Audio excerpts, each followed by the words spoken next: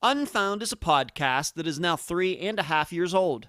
It has an interview-based format and concentrates on the facts, not the theories. Today, and for the 5th time, I will take you back to the beginning, then right up to the present, as I cover new updates on many of Unfound's cases. I'm Ed Denzel, and this is Unfound.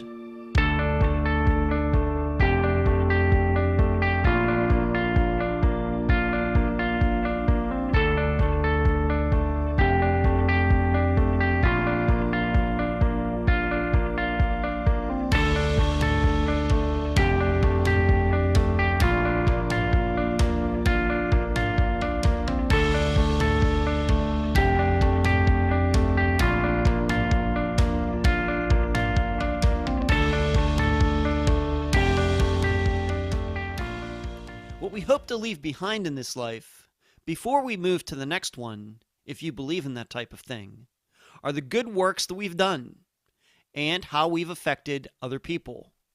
We hope that our life wasn't a waste. We pray that the moment we are gone, everyone else doesn't forget about us. I think this goal is something we all strive to reach. Yet while we are here, we are all sorts of numbers. Our age, our weight, our social security number, our address, our phone number. We gauge much of what we do on our bank account, the number of thank yous and congratulations we get, how many people friend us on Facebook, follow us on Instagram, like and share everything we post. Why? Because all those numbers can certainly boost our egos. Well, in putting together this update episode, I put together Unfound's numbers. I thought this was a good time, due to a viewer on the live show asking me about older versus newer cases and the age of the disappearances we've covered. Many of these stats you are about to hear, I just discovered within the last couple days by doing a lot of math. So, here we go. Unfound started on September 2nd, 2016. Coincidentally, my brother Brian's birthday. That makes this program 1,330 days old as of Friday, April 24th, 2020. In hours, that's 31,934 hours. In seconds, it's 1,916,040 seconds. And over that time, 193 episodes. How many disappearance episodes? 169, including the interview I did with Steve Pankey for the murder of Jolene Matthews. The other 24 episodes to reach the 193 number are update episodes like this one, 2 Q&A episodes, 3 anniversary episodes, 2 in memoriams, and the rest are interviews with people within the missing persons community or replays of episodes for a variety of reasons. Concerning Unfound's disappearances, the average age of a case we cover is 17 years old. That means in years, Unfound has covered a total of 2,873 years of disappearances. How many missing people? 177, plus the 239 on Flight 370, for a total of 416 missing people.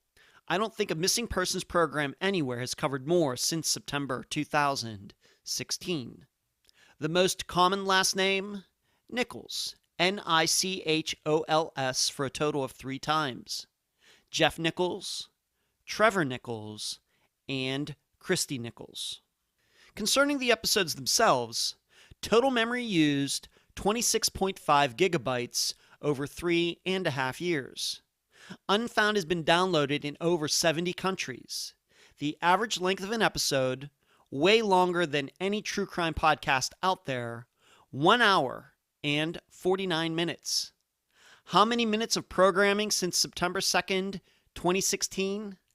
About 20,500 minutes, or 341 hours, or about 2 weeks of continuous programming.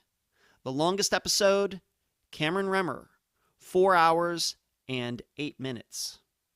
But although that is all very interesting, I'm like all of you. I don't want to be just a number. I don't want Unfound to just be numbers. We at Unfound hope to leave something more than that behind. And now, a summary of Unfound. I'm going to give a shout out to Megan Good and her site charlieproject.org, even though I didn't need to use it for this particular episode. Unfound was born out of the idea that the public should know as much as it can about missing persons cases. I, as the host, go about getting you all the facts I can by interviewing those people who are closest to the case, usually family members. However, we've also had bloggers, reporters, and private investigators on the program, but only one official law enforcement member, Detective Kenneth Maines. Why only one? Frankly, because cops, although they know a lot, they never want to tell you anything. And unlike many programs that splice in the host's questions and comments after, Unfound plays every interview as it was recorded, minus the mistakes. The interviews are played in this manner because I believe you, the listeners, need to be reassured that nothing is taken out of context and that you are listening to a conversation like any two people might have. The first call I ever made representing myself as the host of Unfound was to Mary Lyle, mother of Suzanne Lyle. The call happened sometime in late July 2016. I was at my parents' place in Pennsylvania. I can remember standing in their bedroom with the door shut for privacy when I made the call. That's a true story. She surely had no idea who I was, and at that point I had no history of ever interviewing anybody. I can kind of rely on my extensive resume now. But at the time, I was just a guy on the other end of the phone line. I was very nervous. However, Mary couldn't have been friendlier. And I would say these days we talk about once every 2 months. And she has been very supportive of Unfound, I can't even begin to tell you, sending several future guests my way. I hope to meet her in person sometime soon. That conversation was followed by a call to Patrick Marker, the guest for the Joshua Guimond episode, then Tim Wright for the Ben Charles Padilla episode. And before I knew it, Unfound had gained some momentum. Probably the next big thing that happened for Unfound that pushed it forward was a listener kind of becoming my right-hand woman to find guests for the program. Emily, you've heard me mention her many times before, is responsible for finding probably half the guests you've heard on Unfound since May of 2017. Her passion and compassion make her excellent at what she does. She stays in contact with guests even after they've been on the program. Then, in December 2017, Unfound became linked with the Tribune-Review in Pittsburgh. It carried Unfound on its website throughout 2018, and I helped them cover older missing persons cases in Western Pennsylvania through monthly articles. Along the way, Unfound has picked up Cherie, researcher and overseer of both the Unfound live show on YouTube and the newest creation, the Unfound Think Tank, on Patreon. Carrie and Heather, administrators for the discussion group on Facebook. Eric, a personal confidant and independent researcher. And the newest assistant, Natasha, who is in charge of the website and the Unfound podcast channel on YouTube. There have been books and newsletters and t-shirts and poll questions and the new website, theunfoundpodcast.com. But most importantly, the respect and concern all of you continue to show for Unfound's many, many guests. Like the first, second, third, and fourth update episodes from the summer of 2018, April 2019, September 2019, and December 2019, respectively, I'll be doing all the talking today. I'm Ed Dentzel. I'm from Leechburg, Pennsylvania. I attended Grove City College, class of 1993. I graduated with a degree in business that I've never had to use. I've had all sorts of odd jobs, including magic show stage manager, printer and fax machine technician, Department of Transportation flag person, model, and Star Trek actor. I lived in Las Vegas from 1998 to 2011, Madeira Beach, Florida from 2011 to 2019, and now I live in Clearwater Beach. but Vegas is still my favorite city, and it pains me it's been shut down due to COVID-19. Unfound news. Great news. One of the college engagements that got canceled earlier this month has been rescheduled. It's the interview I was supposed to have with Dr. Grace Telesco from Nova Southeastern University. Instead of us having a face-to-face conversation, we will be using Zoom to do a remote video interview. This will be broadcast live over Facebook on May 7th at 6 p.m. Eastern. That's a Thursday. It will be on the university's page, the Fischler College of Education, and School of Criminal Justice. Next, the new project that my assistant Eric is working on continues forward. You'll remember I mentioned how the Unfound crew had a meeting a couple of Saturdays ago, and the topic was how we can better engage with viewers and listeners during this time while many more people are stuck at home. So, it's still in the development stage.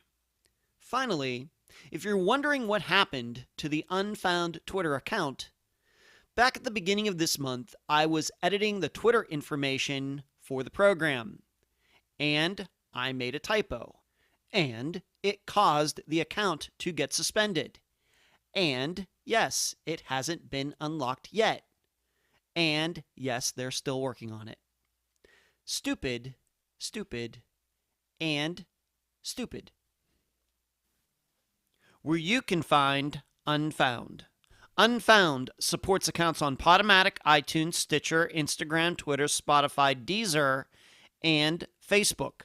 On Wednesday nights at 9 p.m. Eastern, please join us on the Unfound podcast channel on YouTube for the Unfound live show. All of you can talk with me, and I can answer your questions. And for Patreon this week, I need to thank Helen.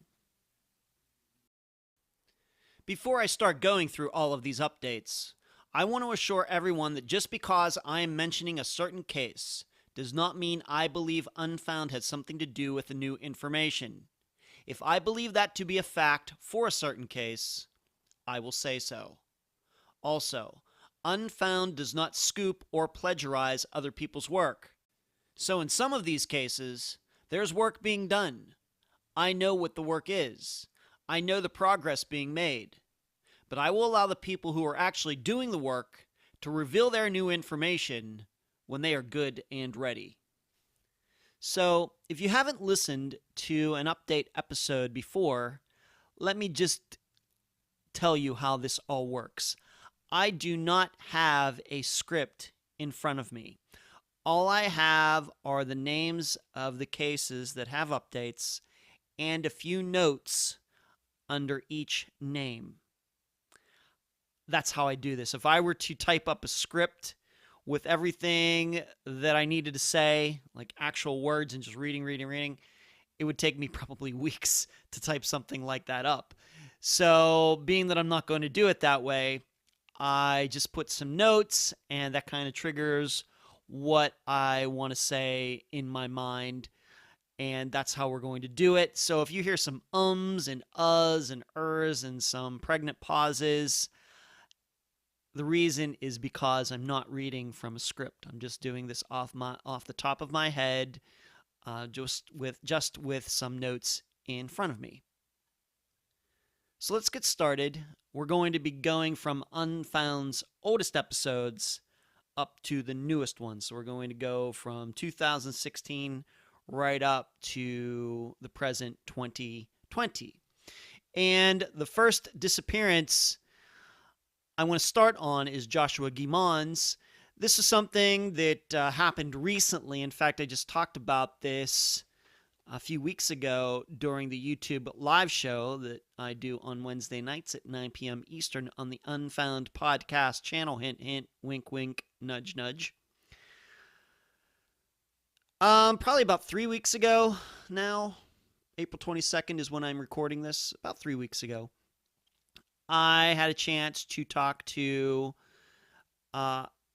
a guy who's going to be, who is a private investigator who has been hired or asked by Joshua's family to look into Joshua's disappearance.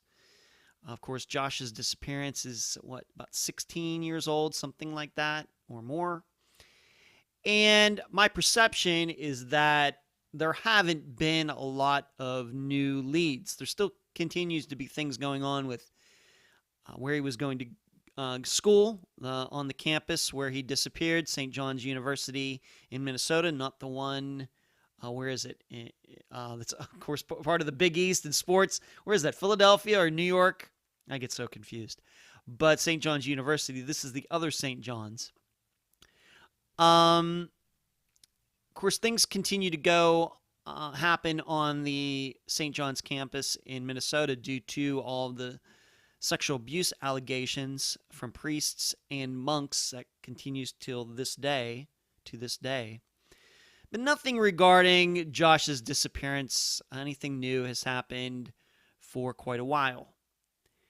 And what happened was the private investigator got hooked up with Josh's family, and he had listened to the interview that I did with Patrick Marker, who runs the blog Behind the Pine Curtain, still does to this day, although I've not talked to him in a long time. This private investigator had listened to the interview, emailed me, and then I finally got to talk to him on the phone. We'll see. There's no guarantees in any of this. We've talked about private investigators quite a bit on the program, as would be expected, I guess, with any sort of disappearance or, in general, true crime program. And I think that the results are very, very, very mixed as to whether private investigators really help or not. I'm sure there are a few cases, and we've talked about some private investigators by name since this program started, but I'm not going to mention this private investigator's name. All I will tell you, he's never been on the program. I'll tell you that. But I think that in talking to him, my impression, I could be totally wrong, but my impression is that he's looking at other possibilities. Of course, my impression is that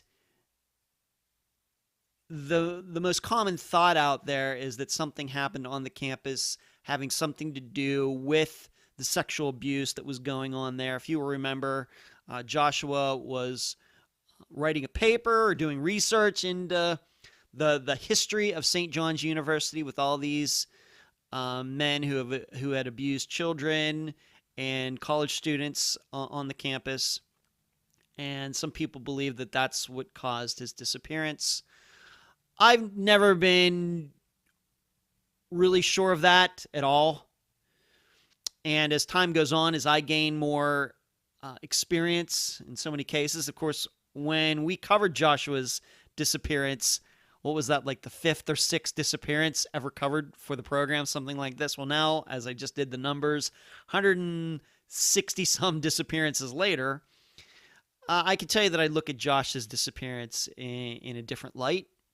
And I think that that's what this private investigator is going to be doing as well. We talked about some data points, some facts that were mentioned in my interview with Patrick, but I don't know how much attention they've really gotten by the public. Maybe the police have looked into it, but from a public point of view, I don't know how much attention some of these other points have gotten. And this kind of sounds like the direction that, at least to start, that he's going to go to see what happens. And I'm not going to tell you what those points are. I'm not going to give you his name, but I think that would be wrong. However, it does sound to me like he's not getting involved just to get dirt on more of the priests and monks and what they've been doing and trying to relate it to Josh's disappearance. It seems he's going to give some of these avenues a fair shot, and I don't really know if they've been given a fair chance over the last 15 plus years. So I had a chance to talk to him. We'll see what happens. Of course, he can't guarantee anything. These cases are so tough. And we know that some private investigators have gotten involved in many disappearances that we've covered on the program and generated no new leads. On top of that, you know my general attitude toward private investigators anyway, having talked about it at length during the live show that I do on Wednesday nights on YouTube. So, but somebody new's involved. That can't hurt. New pair of eyes. And he's on the scene. He's from that area. So I think that will be helpful. And, maybe we can see some movement. Let's hope. Next disappearance, Andrea Bowman. I don't think there's any surprise that she would make this list of cases we're going to cover on this update episode. My impression is that the results of the testing of the bones found on Dennis Bowman's property are probably being close to done. Now we have another disappearance coming up here, Austin Pivo, where we now know, not to forecast too much or get ahead of myself, but remains have been found on the Fort Hall reservation. Recently, they were determined to be Austin's. Well, they were discovered in September. They were just identified as Austin's within the last few weeks. And so that was like 4, 5, 6, 7 months it took for that to happen. Andrea's were not discovered, I think, until November. So I have to tell you that I think it's going to be at least a couple more months, probably. This is April 22nd, probably mid-June to the end of June of 2020 before we have positive confirmation that they are Andrea's. And I think that most people believe they're Andrea's even without the test results. I am one of those people. Dennis Bowman has been extradited back to he's been extradited from Michigan to Virginia to answer for the murder they allegedly committed in 1980 against a grown woman. However, I do believe that being that happened, I think probably he'll then eventually, if these are Andrea's remains, get transferred back to Michigan. We'll see what happens.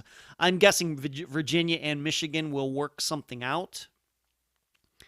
What I'm hoping is that Dennis Bowman fesses up not just to the murder in Virginia, the murder of Andrea, but as myself and Andrea's biological mother, Kathy, and my assistants have all talked amongst ourselves, is that we do believe that Dennis Bowman is a serial killer. I'm not saying that he's Gary Ridgway, but I believe he certainly has 4 or 5 murders to his name, and I'm hoping that he can just fess up to them, and so those crimes can be solved. If there's other disappearances, I hope that those missing people are found as well.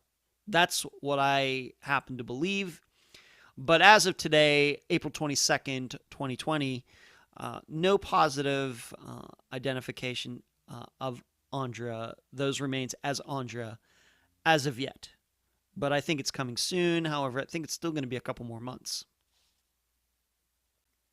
Next disappearance, Jeff Nichols. I don't know if Jeff has ever been mentioned before on an update episode. Maybe, now that I think about it, maybe he has, because I know that his sister did an interview last summer, and I think I mentioned that maybe in August 2019's update. Maybe. I have to admit that I've not gone. I went back to the last update episode from December 2019, but I did not go back any farther than that. But what I found out recently, and this is something that's public knowledge, I think this was posted in the discussion group on Facebook, that there are plans to do some more searches for his remains in Utah, the Salt Lake City area where he disappeared. Just to go over the general facts again, he and his wife were divorced. Her name is Shelby. And one morning she said she had these golf clubs. Jeff was a big golfer. She said she got them as a gift, or somebody gave them to her. Did he want them? He went to meet her, and he disappeared. She claims that, of course, he never got there, and then his truck was found a couple days later.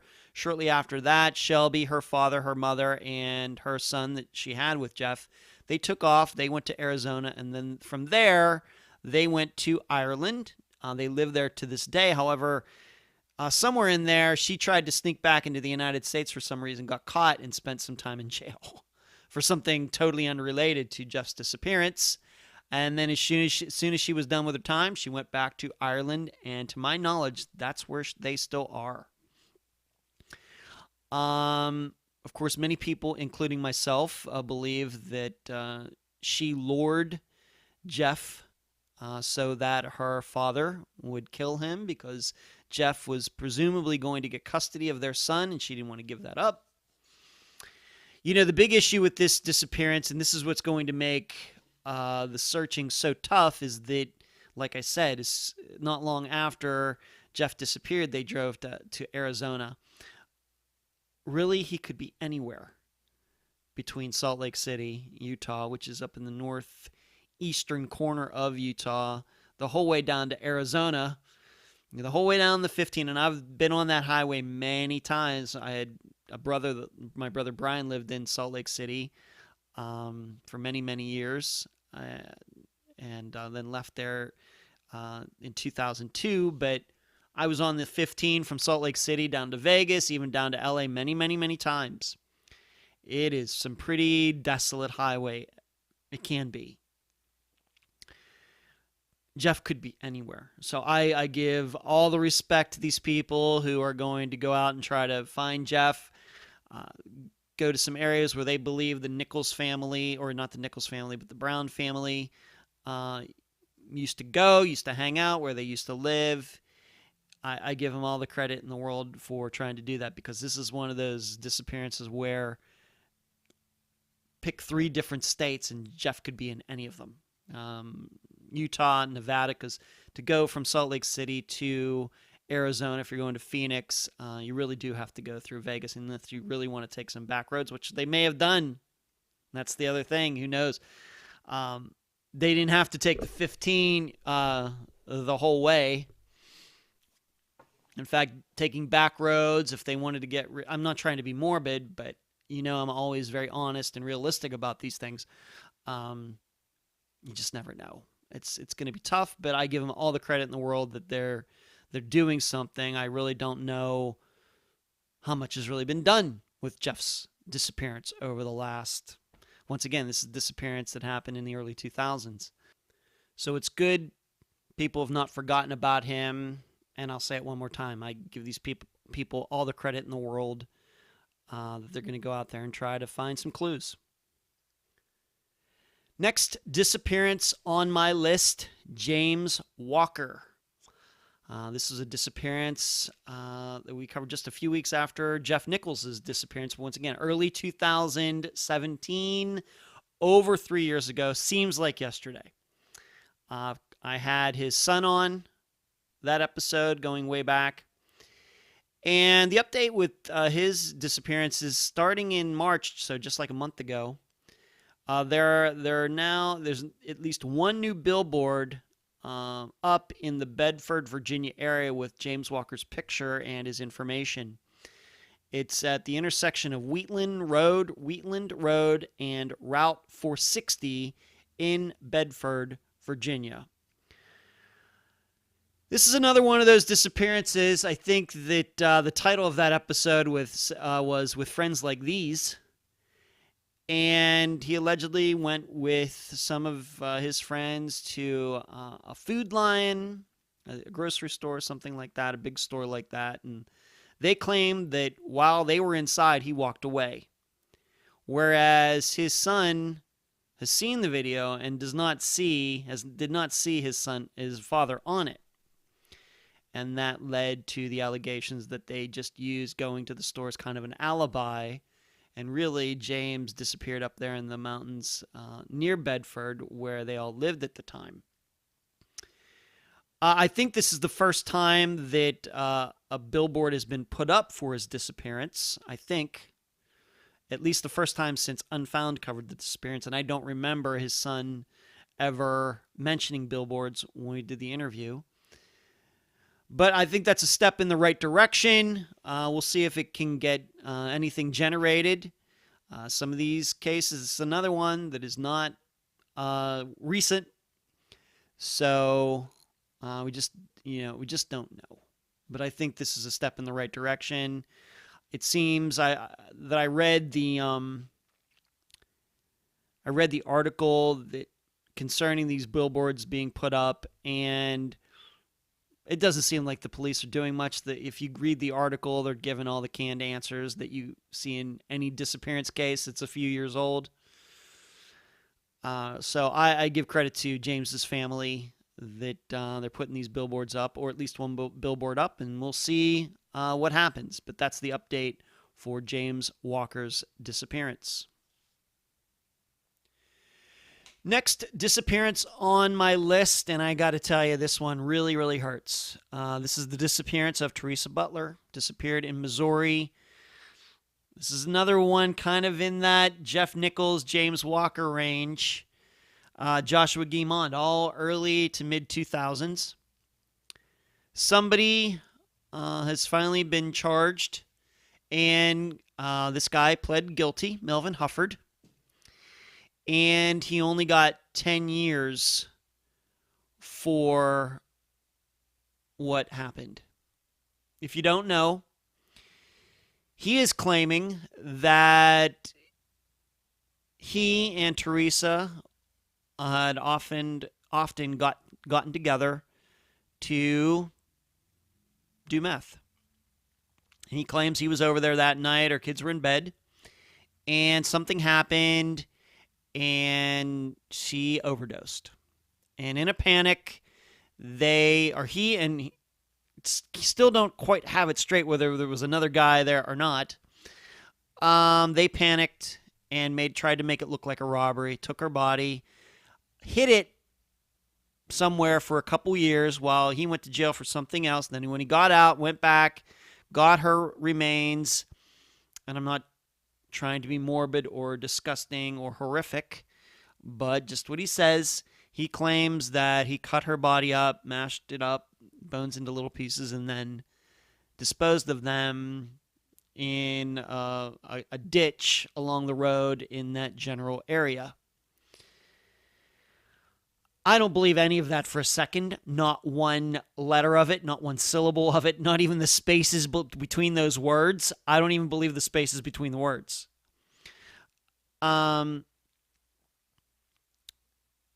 There is no doubt in my mind that it was the exact opposite. He went over there, and if he was with somebody else, he went over to rob the place.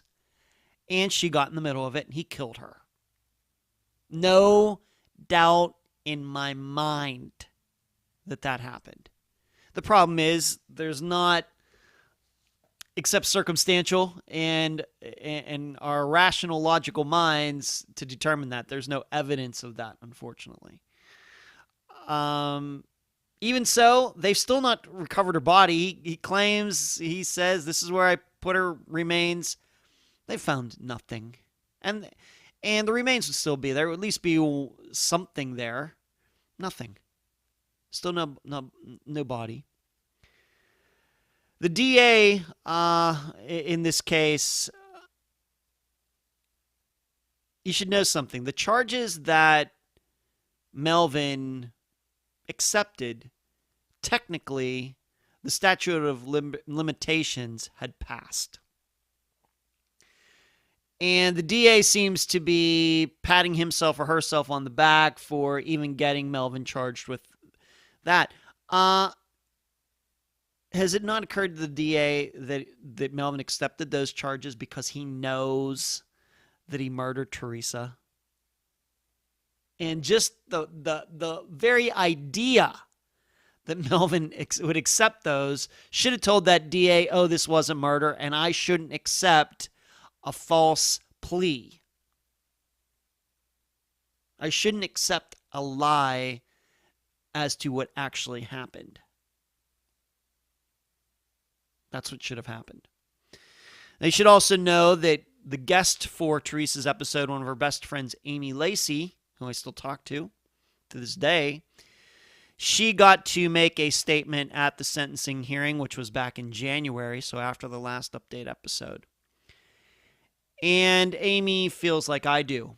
And I don't think that Amy would. She feels that Melvin has gotten away with murder. This was not an overdose, then followed by the illegal disposing of a body. She believes that he just outright murdered her.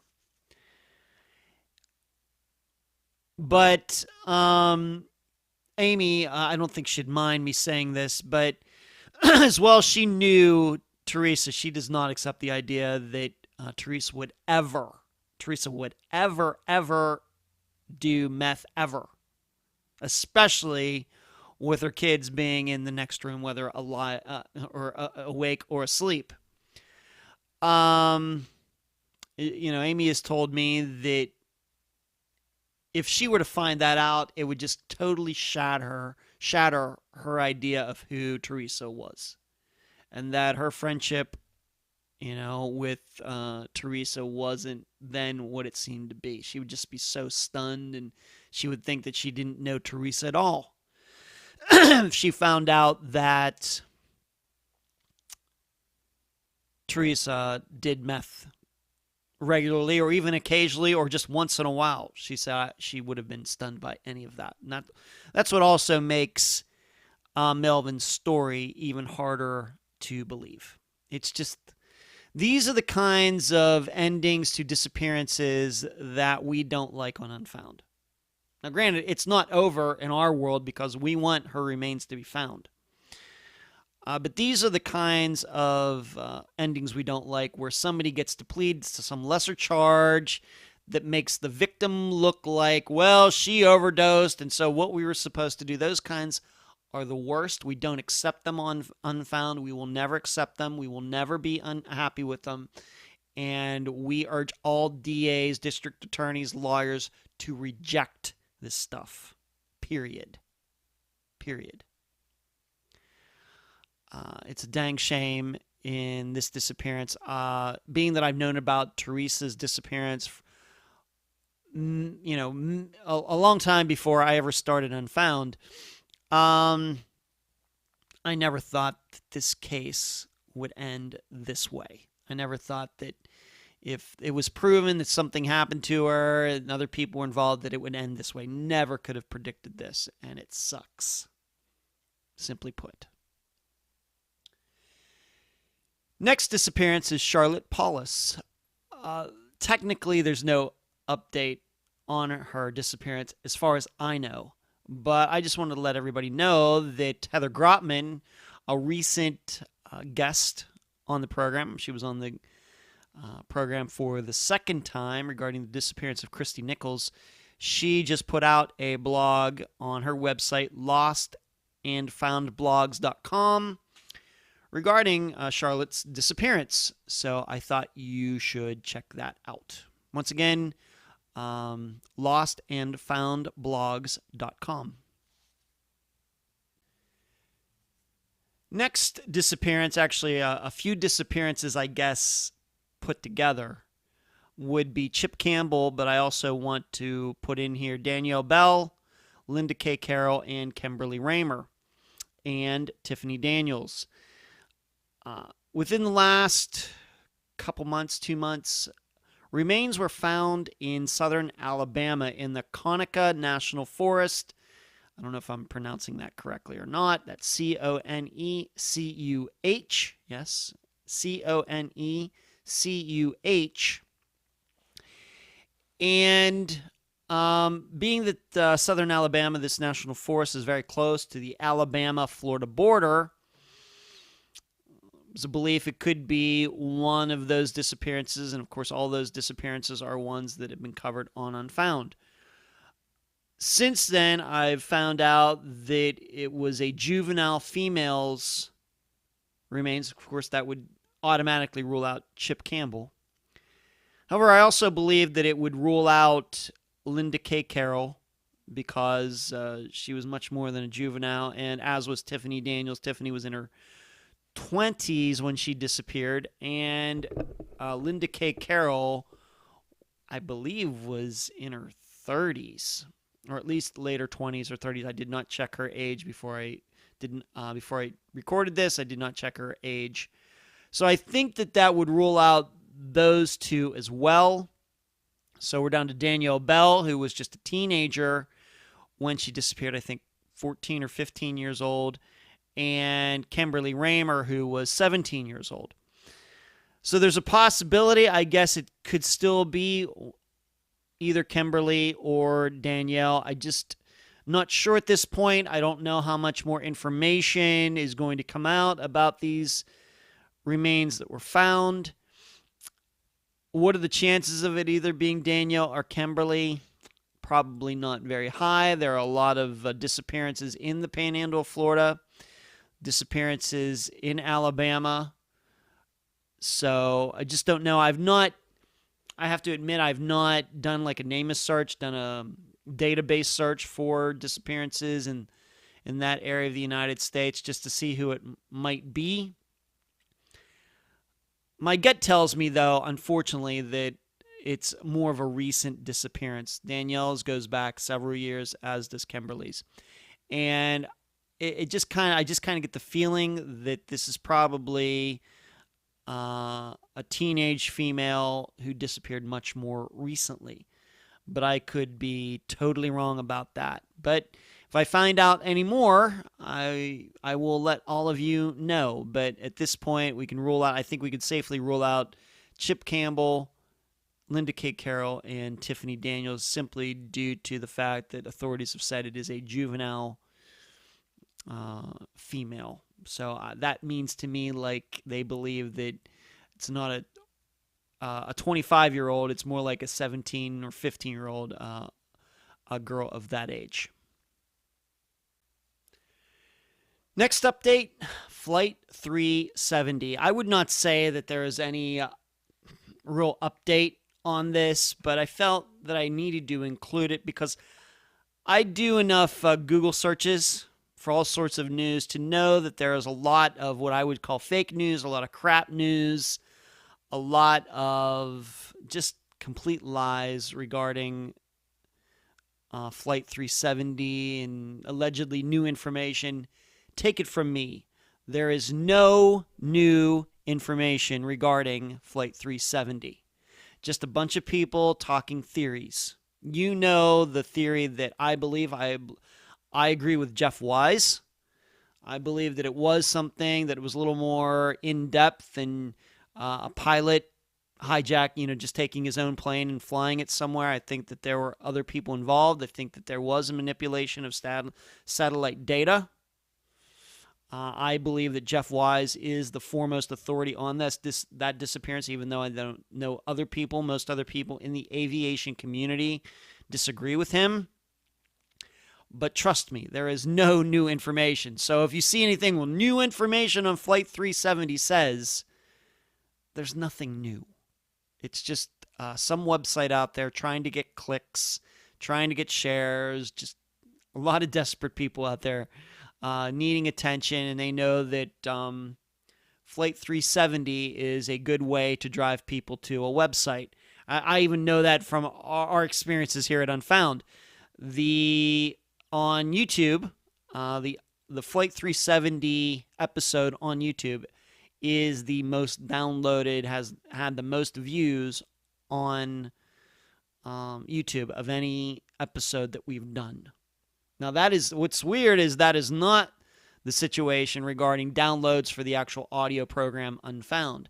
But on YouTube, it is by far been the most popular episode that Unfound has ever done. So there are people out there searching, trying to find any new information, and so there will be fraudulent sites out there that will use that to their advantage, saying that there is new information when there's not. So I just wanted to do a little kind of public service announcement for all of you. Next disappearance, Jennifer Wilkerson.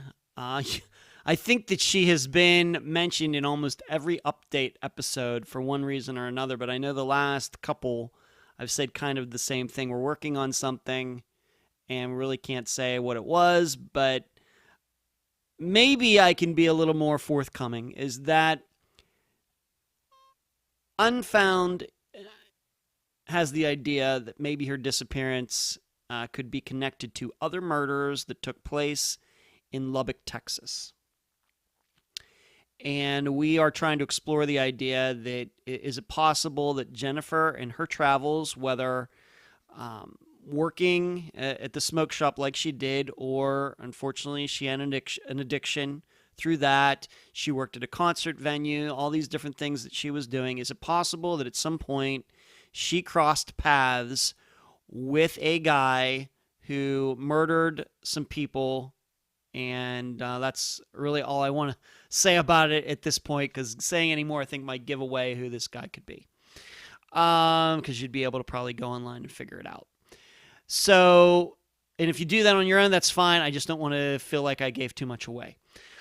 So we are exploring that. We've gotten FOIA information that's still, unfortunately, really due to everything that's been going on with COVID over the last 6 weeks and people's schedules being altered. We have not had a chance to look at it as much as we'd like. In addition, there is a person in particular who isn't part of our team that needs to look at it, and this person has been very busy with some other things. So when she has time to look at the material, because she wouldn't understand what the information better than any of us would, when she has the opportunity to do that, I'm hoping that will push us, take us in a direction in trying to determine, yes, this guy could have been involved in Jennifer's disappearance, or no, he couldn't have. And that's the update. Next, Crystal Morrison. Of course, we did the In Memoriam episode for her just a few weeks ago, near the beginning of April 2020. I continue to believe, and I think I'm going to be saying this for a while, that I think that Crystal Morrison's disappearance and the recovery of her remains will be an important one in Unfound's history, because of how it appeared like one thing happened, but we now know that something totally different happened to her. And I know that's going to leave a mark on my memory.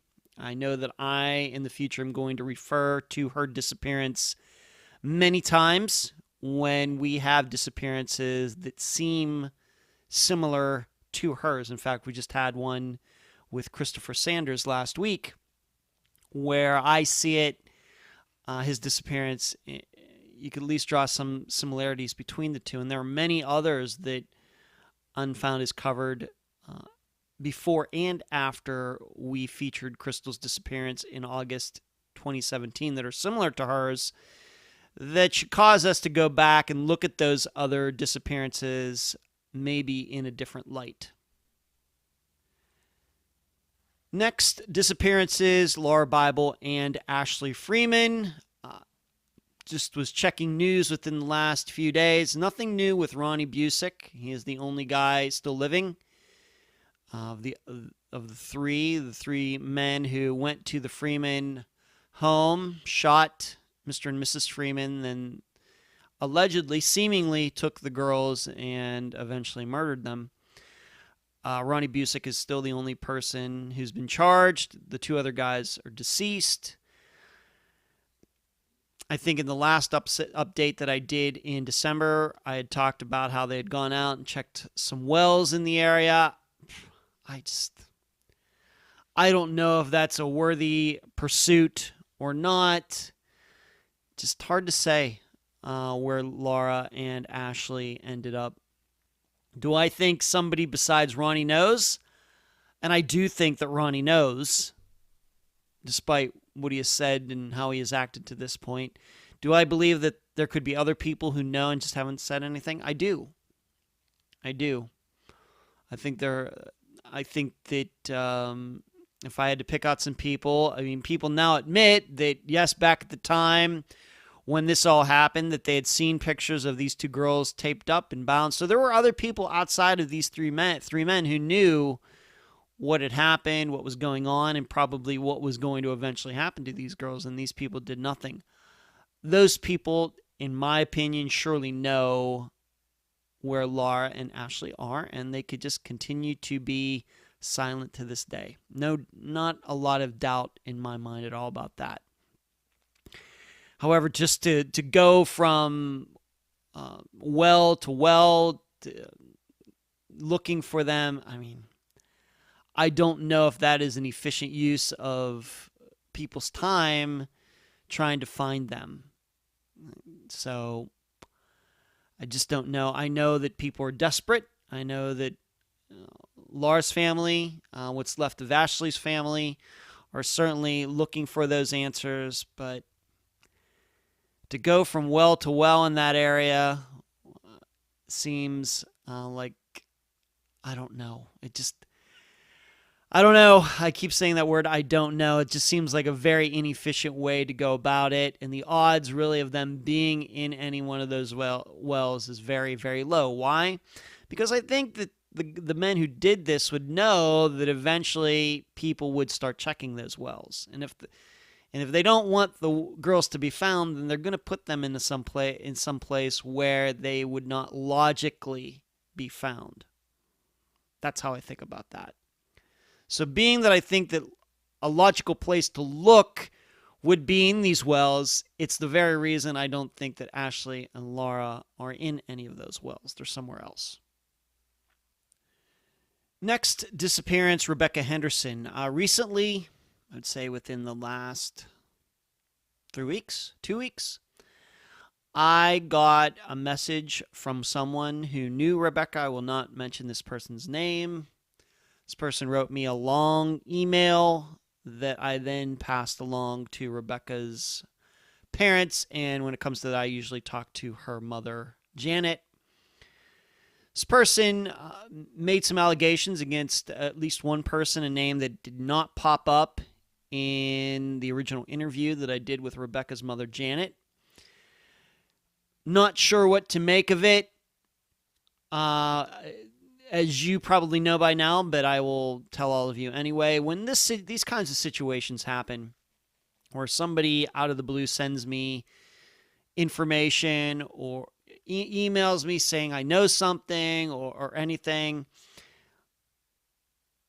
most of the time I pass the information directly to the guest. I don't respond to whoever has sent me the information, at least not right away, because I send the information to the guest first, and just to see if they've ever heard this before. Does this sound familiar to them? Does this sound crazy?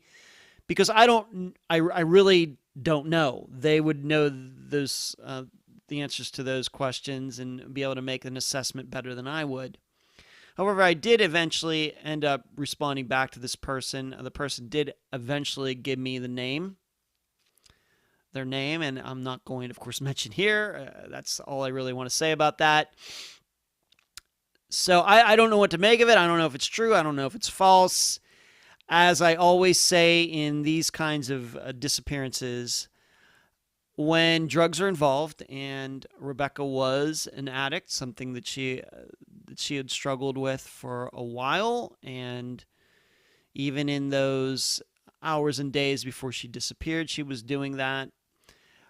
You get a lot of rumors. You get a lot of people throwing out a lot of names, and you just don't know what to make of it. You get that in cases where drugs could be involved more than any type of disappearance that Unfound covers. So I'm not sure what to make of it.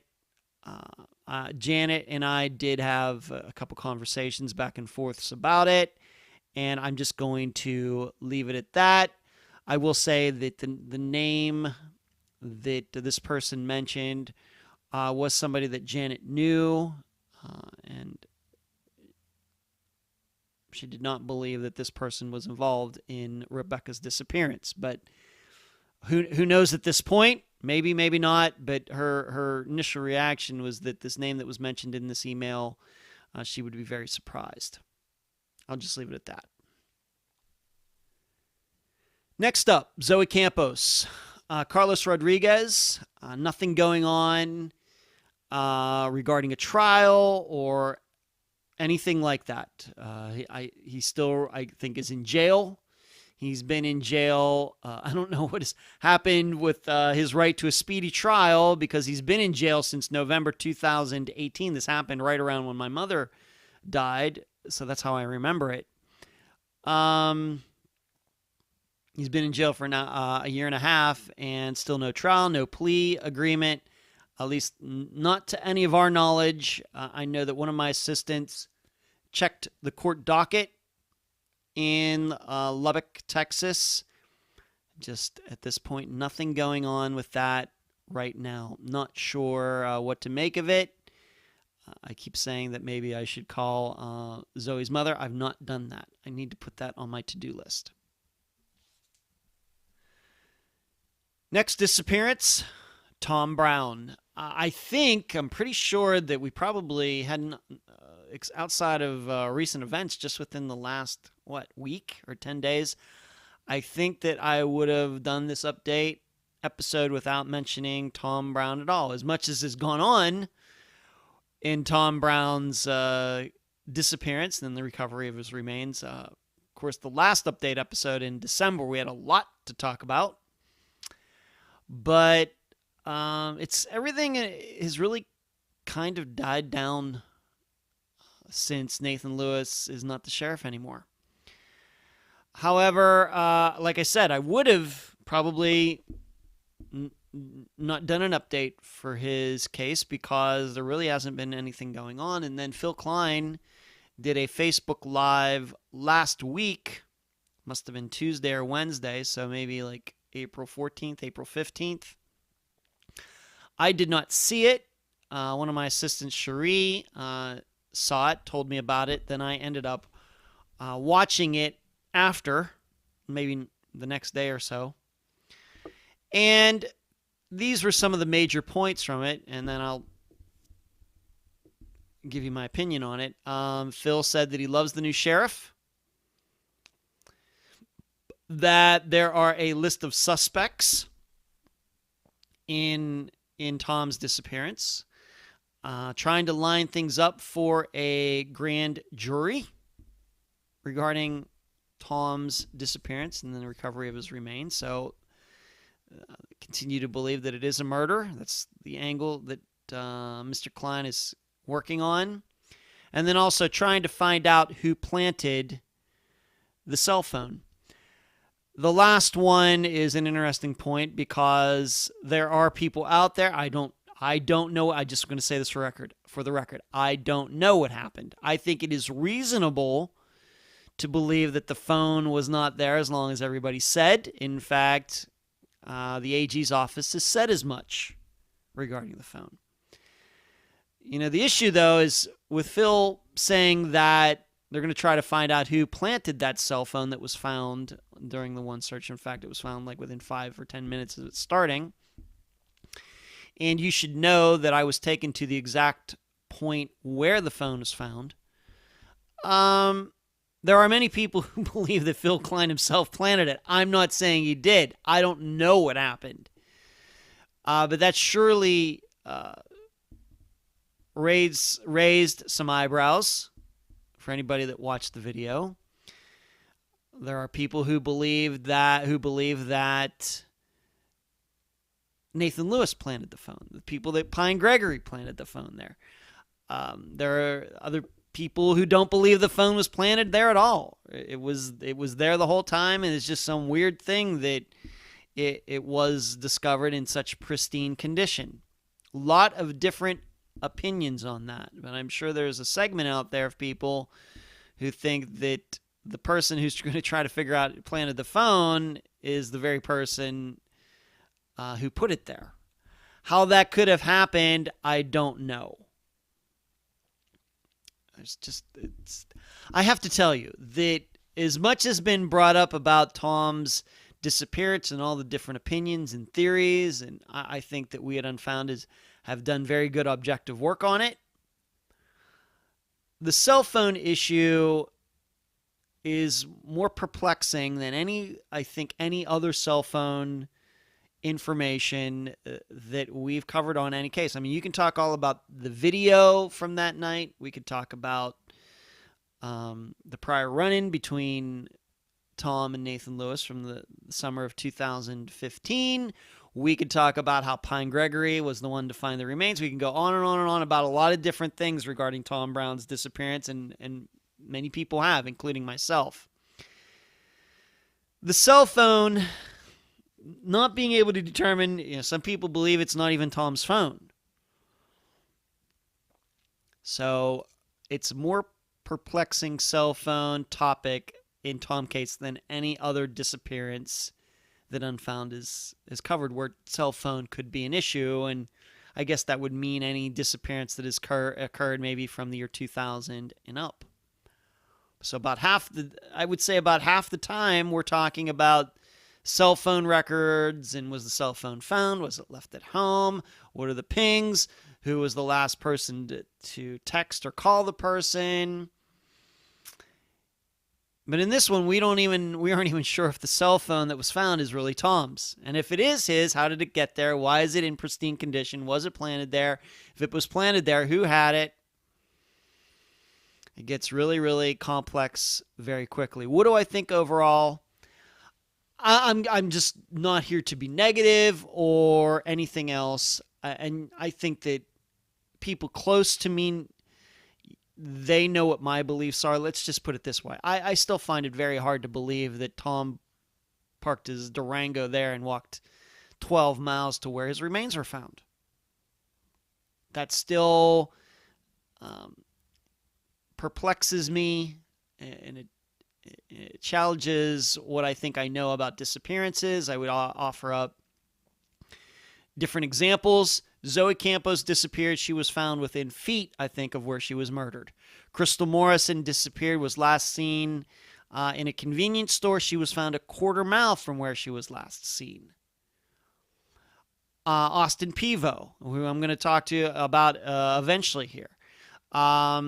He was found on the same reservation from where he lived. I don't know how many miles away or anything it is, but I don't think it's 12 miles. And in his, it's a murder. There are men in custody now. So I think what I'm saying is the further remains are found from where a person was last seen or where their car was found, the more likely it is that they were murdered. So I understand that. So I can understand why Phil Klein is taking the angle that he is and has been since day one. On the other hand, let's just put it this way. Phil Klein has made a lot of promises since he became involved. He's very vocal. He does these live shows once in a while when he chooses to. Fine by me. But there have been a lot of things that have been said that, yes, there has been, for example, political change in Hemphill County, but the reason Nathan Lewis is not the sheriff anymore doesn't have anything to do with Tom Brown's disappearance. The reason Pine Gregory is not a deputy in that county anymore is not because of anything having to do with Tom Brown's case. The people that have moved on, the sheriff, whoever else that aren't there anymore, who were there when Tom Brown disappeared, none of it has anything to do with Tom's disappearance. So although Phil said there would be change and all of that, the reason these people aren't there anymore is not things that Phil Klein knew at the time he made that statement. So I just don't know. Do I think that there are reasons to believe it was a murder? Absolutely. Absolutely. But I think that the way this is going to get solved is not probably the way that we all think. And I'll just leave it at that. Next disappearance, Immaculate Basil, Canadian disappearance. Someone emailed me or messaged me, not email, but through Messenger on Facebook. And I guess there is a difference. I guess technically it's email, I guess. But when I say email, I mean at unfoundpodcast@gmail.com. When I say message me, I mean through Messenger or some other form other than email. Someone contacted me and wasn't too pleased with that episode. Now, it's always weird to me that episode, my coverage of Immaculate's disappearance, came out in early September 2018. 2018. So a year and a half ago. And just now, and we, of course, market the program. That I don't know what the exact statistics are for that episode, but I'm guessing it falls in line with a lot of the other ones that came out around that time. And for somebody for like a year and a half later to finally say, oh yeah, I finally heard it, is weird to me, because this person claims to be related to one of the guys who was allegedly last with Immaculate. And this person is just hearing about Unfound's coverage of Immaculate's disappearance a year and a half later. It's always weird to me when people just out of the blue, I heard that, and it's somebody who knew the missing person or is a family member or knows a suspect or something. Like a year and a half later, they're giving me a hard time about it. It's like, well, where have you been this whole time?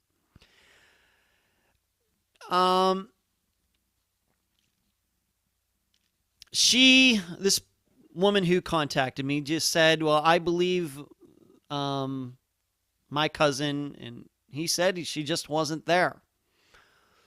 And she went on to say that Vanessa Joseph, who was the guest for that episode, didn't know what she was talking about. The other weird part is that this person who contacted me and Vanessa know each other.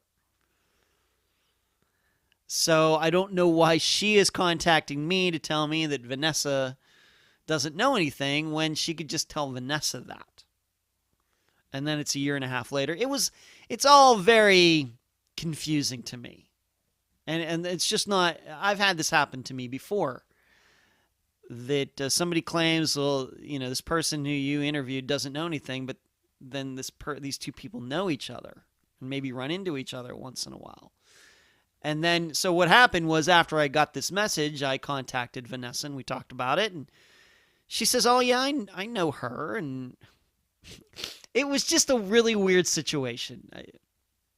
And I think the biggest point is that nothing this woman said convinced me at all that the way we covered Immaculate's disappearance was wrong or lies or anything else.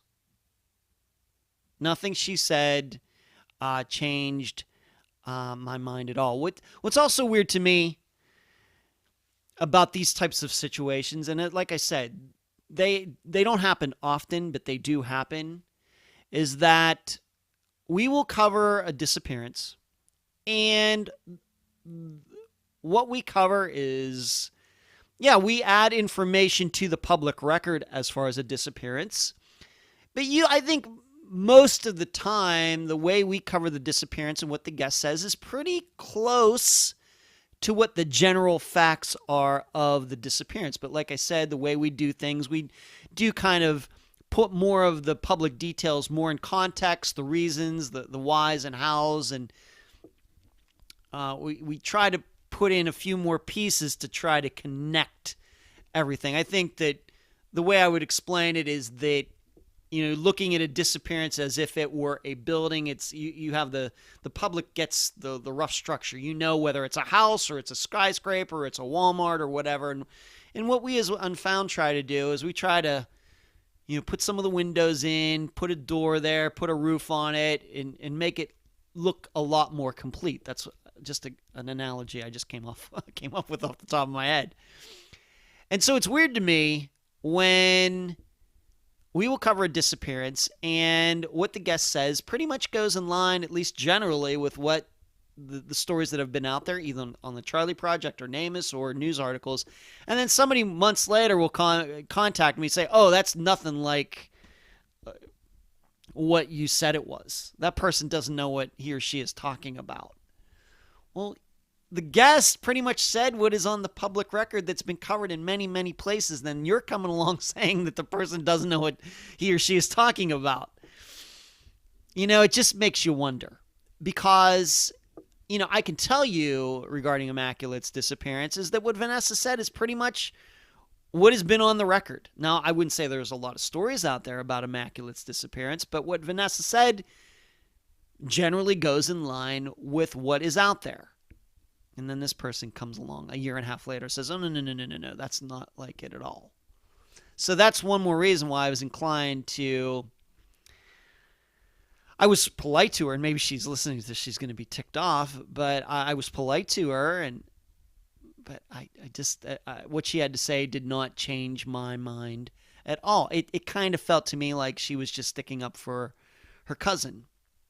Just because he says something means it's true. It may be true. And we don't go after people on the program, but we also can't help, say, what do we always say? We can't help it that the facts make certain people look suspicious. We can't help that. And that these men are going to say that they just got up and Immaculate wasn't there. Well, we all know what we think in those types of disappearances. And many of them we think, well, that's a pretty thin story. To think that Immaculate was out this cabin with these two guys somewhere, and they just got up and she wasn't there, and just nobody saw her again. I think that, and we covered that. So I don't know what this woman is necessarily mad about. We said, yes, these guys said she wasn't there. That's what we said. I can't help it that a lot of people don't believe that, including myself, but I can't help that. Next disappearance, Lacey Buenfil. This is another one of those where there's technically not an update on her case specifically, but once again, within the last few months, remains were found in the general area of where Lacey disappeared, right up there in that Ocala National Forest area. You will remember that, maybe you don't, but before we ended up doing the interview for that disappearance of Lacey, I actually drove up there to that area, met with her mother-in-law, Cindy, who was the guest for that episode. She showed me some of the different locations, and it was very interesting. I'm glad that I took the opportunity to do that. But this is now the second or third time, I think, since we covered Lacey's disappearance in fall of 2018, I think September, October 2018, where remains were found in the general area of where she disappeared. And this time, once again, this must have been back in February, March, not hers. It was another man. The remains found were a male. I don't know if they have been identified yet. Is this weird that these remains, like 3 different remains, have been found in the last year and a half since we covered Lacey's disappearance in that general area? I really don't know. Maybe I'm just more aware of it because this disappearance just happened within a couple hours of where I live. Maybe this is going on in other areas of the United States, and maybe because I don't live in that area, I don't know about it. Of course, just earlier in this program, I talked about remains being found in southern Alabama and how it was close to some other disappearances that Unfound is covered. I don't know. I will tell you this. That area, and there's nothing against anybody who may be living in that area listening to the program, but it does lend itself. It's, when I was up there, saw some shady stuff. And I was told about some shady stuff. And the interior of Florida, except for like Orlando, I don't know. It was just some shady stuff that I was told about. And I saw that it's not surprising maybe to me that remains are found. That doesn't necessarily mean that there was a murder or anything, but a lot of things going on in the interior of Florida. We'll just leave it at that. So, will Lacey ever be found? I just don't know.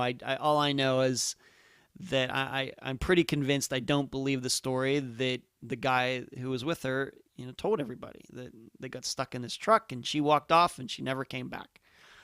I don't believe that story. I think there's reason to believe that something else happened in the direction of foul play. However, her remains have still not been found. I'm hoping one of these days, of course, that they are.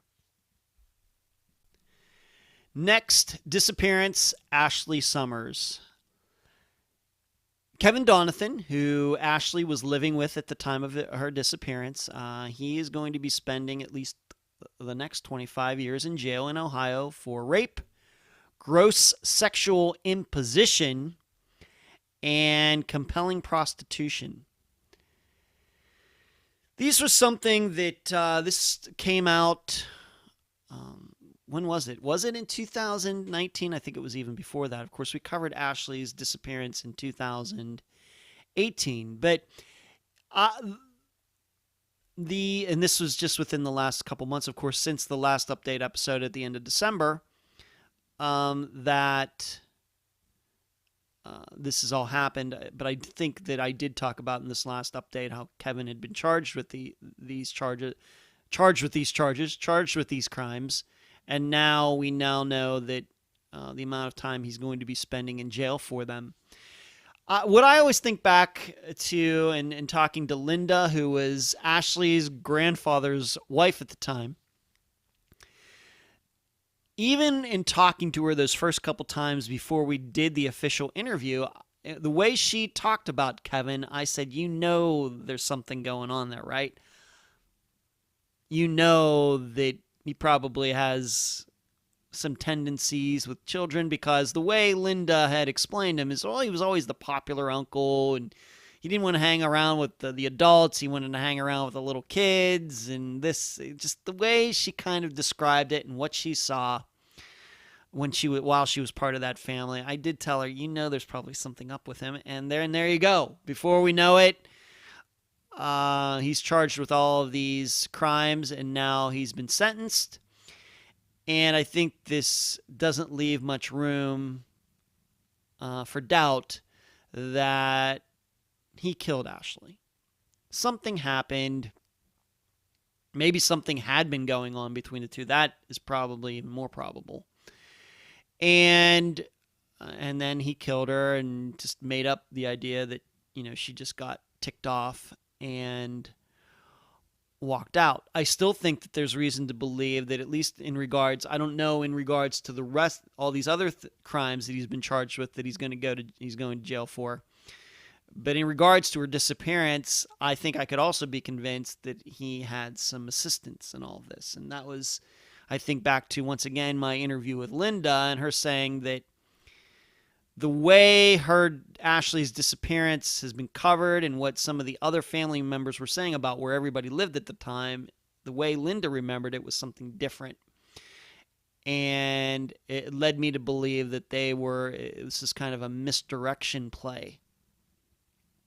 And that's why I think that there could be others who knew what Kevin did. I'm not going to just go way, way out there and say that they were involved in the disappearance and everything, but they kind of know what Kevin did and just never said anything.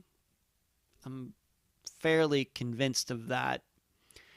And, you know, the sad part is that he's getting charged with all of these crimes, and they haven't been able to work out some deal for him to say where Ashley is. That's the sad part about it. Maybe he'll spend a couple years in jail and figure he can get a reduced sentence if he lets them, you know, he works out some deal. I hope so, but we know that doesn't happen very often. Next disappearance, Devin Bond. There's now was an article published recently that says that Devin's disappearance and then the finding of his remains, it is a suspected suicide. I will read a sentence from the article that was posted, about 3 weeks ago. It says the medical examiner ruled that Bond, who was 16 when he went missing, died of a suspected suicide, but is classifying the death as, quote-unquote, undetermined. As soon as I read that, I start thinking about Tom Brown's disappearance all over again. What caught my eye about, now that we know a lot more about Devin's disappearance, is that I have to admit, when I first heard that his remains had been found, I thought that they were up somewhere near the Veterans Parkway, and you have to look at the map a map for that. That's not where his remains were found at all. They were found south of that, much more, along the way that he was walking that we kind of talked about at the time and diagrammed it. It's found in just a mass kind of trees and woods between some houses, and more like directly east of where he lived instead of what would have been like northeast from where he lived. A lot closer, I think, a lot closer to where he lived than I think anybody knew when the news first got out. Now, what are we to make of this suspected suicide, but is classifying the death as undetermined? Well, as I stated earlier, the closer, what are we supposed to make of this distance thing? I know we can think about Zoe Campos. She was murdered, found within feet of where she was murdered, and Crystal Morrison found within a quarter mile. She was not murdered. And then Devin Bond found, well, I didn't do the Google Maps to find out how far, half mile from where he lived? Somewhere between a half mile and a mile, something like that. Surely could have walked it. And they say it's a suspected suicide, but it doesn't say. Of course, if you remember going back to the interview, that there was a gun that was missing from the Bond home. It doesn't say if that gun was found. If the gun was found and there is a round missing from it, maybe even after all this time they can tell whether it had been fired and it had been fired by Devin. That surely would move it past the suspected suicide to a confirmed suicide. So we just don't know why they can't put the 100% stamp on that. I've not talked to his mother. I hope to one of these days. But classifying the death as undetermined. So does that mean they suspected it as a suicide, but they don't know how he accomplished that? That kind of goes once again back to Tom Brown's disappearance. They suspect he committed suicide, but they can't figure out how he committed suicide. I hope that these kinds of cases don't end up hanging out there like they are with undetermined causes. I would certainly like to know more about Devin. I don't know anything more than any of you do right now. Of course, a lot of information has come out about Tom's case as far as how much, what percentage of remains were found and where they were found and who found them and everything else. Whereas what's puzzling to me with Devin's case is that I was not even aware that they were looking in this area. I don't even know why they were looking in this area when all the talk had been about him being up on Veterans Parkway when this area is nowhere near Veterans Parkway. I don't know. But I'll read it again. The medical examiner ruled that Bond, who was 16 when he went missing, died of a suspected suicide, but is classifying the death as, quote-unquote, undetermined. Next disappearance, Megan Lancaster.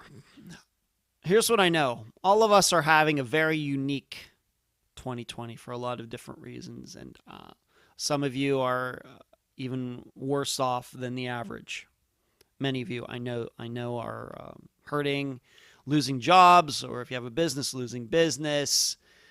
Education, athletics, everybody's taken a hit regarding what's happened in the last, let's just call it 6 weeks in the United States at least. Who's having a worse year than all of us? Mike Moran, that lawyer in Portsmouth, Ohio, who we talked about extensively when I had Megan's sister-in-law, Katie Lancaster, on the episode. We talked about Mike Moran quite a bit, and since then, he has been in and out of the news a variety of times. Well, just within the last 6 weeks, police did raid his home. I don't know what they took. I don't know what they were looking for, but for many, many years, Mike Moran has been rumored to be part of a sex trafficking and prostitution ring where he would, as a defense attorney, would represent women who had been charged with prostitution or drugs, and then get friendly with them, and then they would earn money for him and these other men by having sex with others, and to the point, allegedly, of being even sent to other states as far away as where I live in Florida to do this business. Now, I stated in the live show on Wednesday nights, if you don't watch the live show on Wednesday nights, you should, because you get a lot of, you don't have to wait for an update episode to maybe hear some of these things. But in the articles that were written about Mike at the time that this all happened in March of 2020, it said that he had been rumored to be connected to these types of crimes, allegations for 40 years. So back to when I was 10 years old. But to my knowledge, he's never spent a day in jail for any of it. And in fact, I think if he had, he would lose his law license in Ohio and wouldn't be able to be a lawyer like he has been all these years. And he was never charged with anything, and just a lot of rumors circulating around it. And after the article came out about his place being raided and these charges against him, the FBI, and these aren't local charges, these are federal charges, by the way. Mike was interviewed in a later article that came out maybe a week later, 2 weeks later, saying that, all of this is completely crazy. That he never did any of the things that have been alleged. So how do we rationalize all of this? This kind of situation is fascinating to me. How is it that seemingly everybody, he was doing it for 40 years, surely a lot of people who weren't even connected to Mike probably knew what he was engaged in. Over 40 years, if he was doing this for 40 years, what about these women? If they were 20 at the time in 1980, because that would be 40 years ago, they'd be 60 now. Are we saying that even as 60-year-olds, they've kept their mouths shut, or they couldn't get proof of what Mike was doing, that it had to wait to the year 2020 for all this to happen? And are they that afraid of him? It does stretch the imagination. I have to tell you, do I think Mike Moran is probably a horrible guy? Yes. But it's just hard to imagine that somebody could engage in this for 40 years. I don't care what kind of... Is there not an honest person in law in Portsmouth, Ohio at all? Are all the cops dirty? Are all the lawyers dirty? Are there no citizens who have heard about this and didn't try, couldn't have done something about it? These are the types of things that drive me nuts. They do. So what are we to make of this? Are we to believe that Mike Moran, who it seems he's able to better avoid going to jail for all this than guys in the mafia, and those guys are supposed to be the experts at this. I just don't know what to think about this. I don't know. I think that there is some lying going on. Do I think that he was probably involved in it? Yes, I do. Do I believe that it was extensive, as some of these women have said? Probably not. But I do believe that he's a criminal. I just have a hard time understanding how he could do this for 40 years and keep his law license and everything. Well, he has connections. It's, I just don't buy that. There's just something...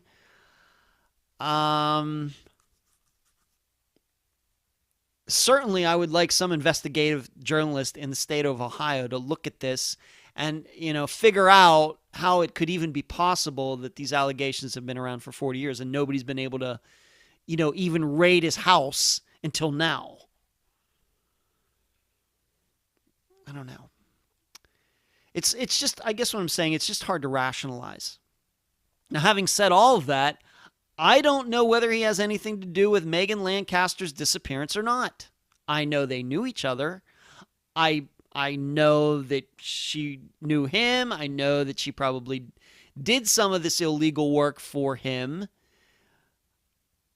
But unless somebody can put the two of them together on the day she disappeared, I don't know what can be done.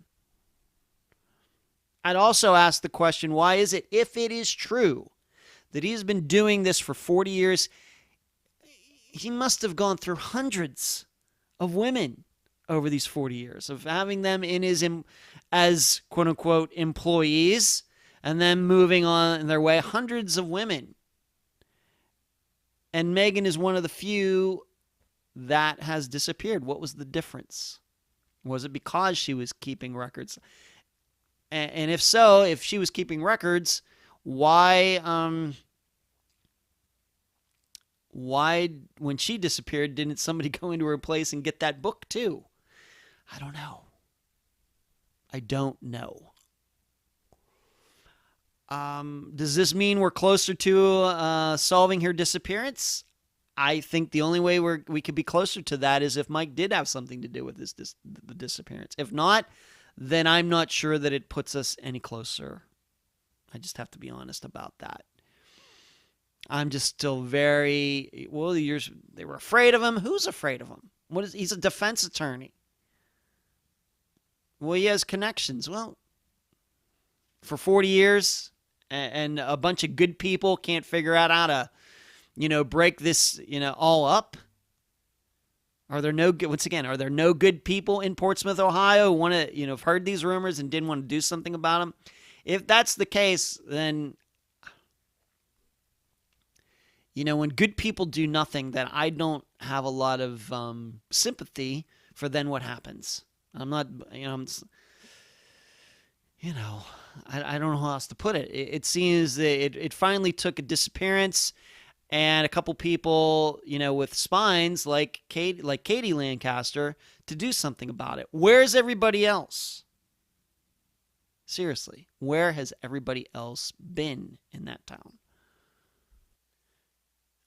Next disappearance, Dory Ann Myers. There isn't an update per se, but I already mentioned earlier in this episode about how the interview I'm doing with Dr. Grace Telesco from Nova Southeastern University has been rescheduled for May 7th, 2020, which is, by the time you're listening to this, is less than 2 weeks away.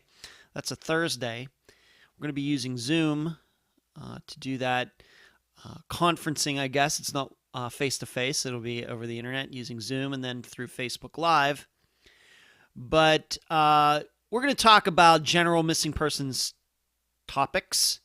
But the case we're going to talk about together for that interview, for that talk, will be Dory's case.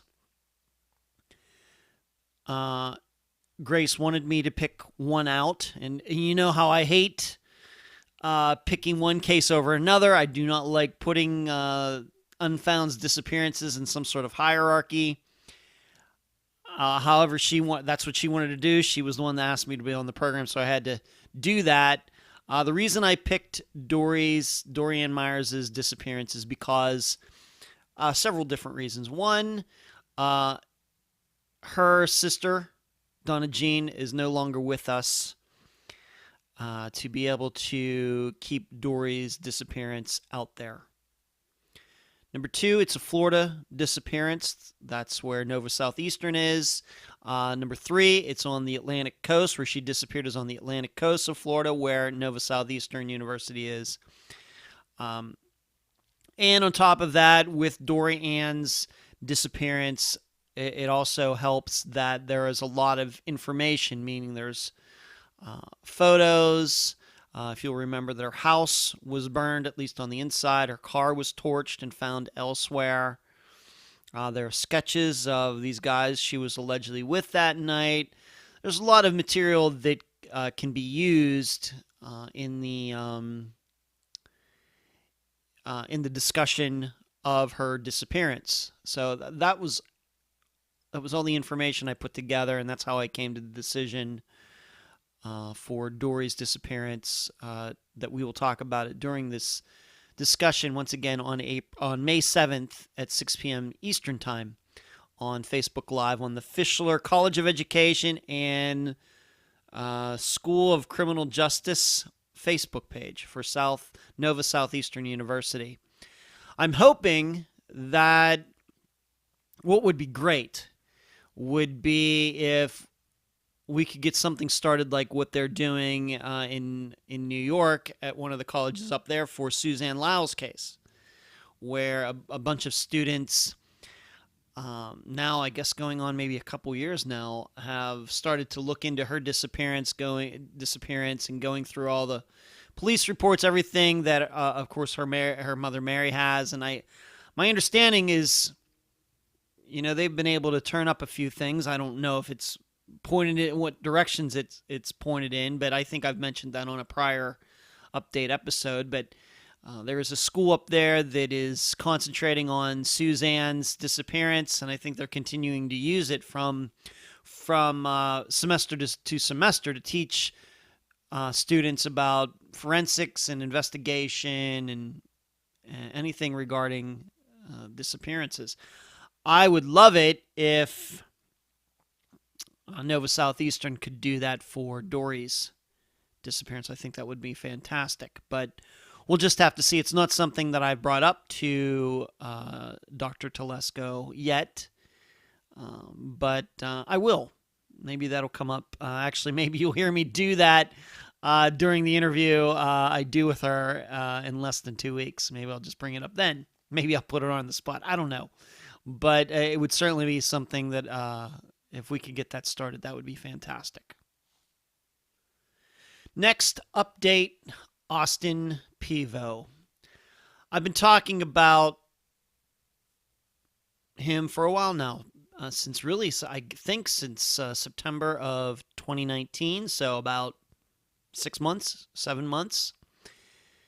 As I've mentioned to you a few times, at least for those of you who watch the YouTube live show on Wednesday nights, that there were some remains that were found on the Fort Hall Reservation in Idaho back in September 2019, and that is where Austin Pivo disappeared from.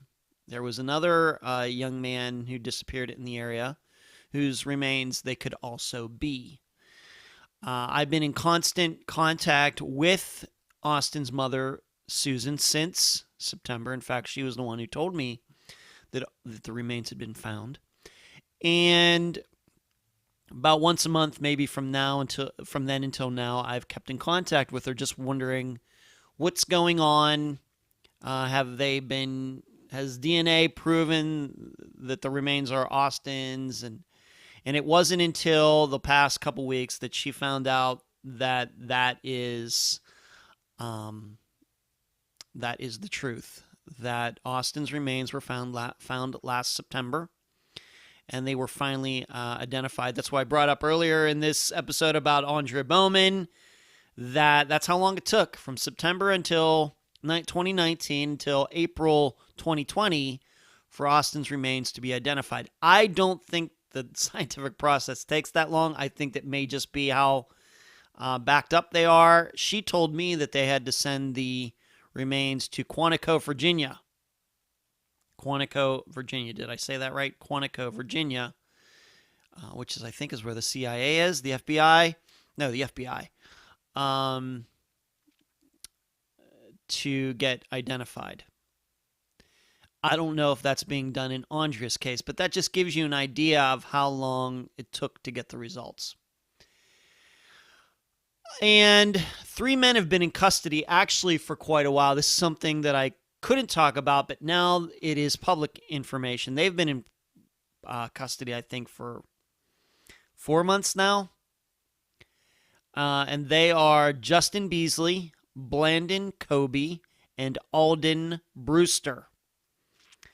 And each have separate charges, but all of those charges are related to Austin Pivo's murder.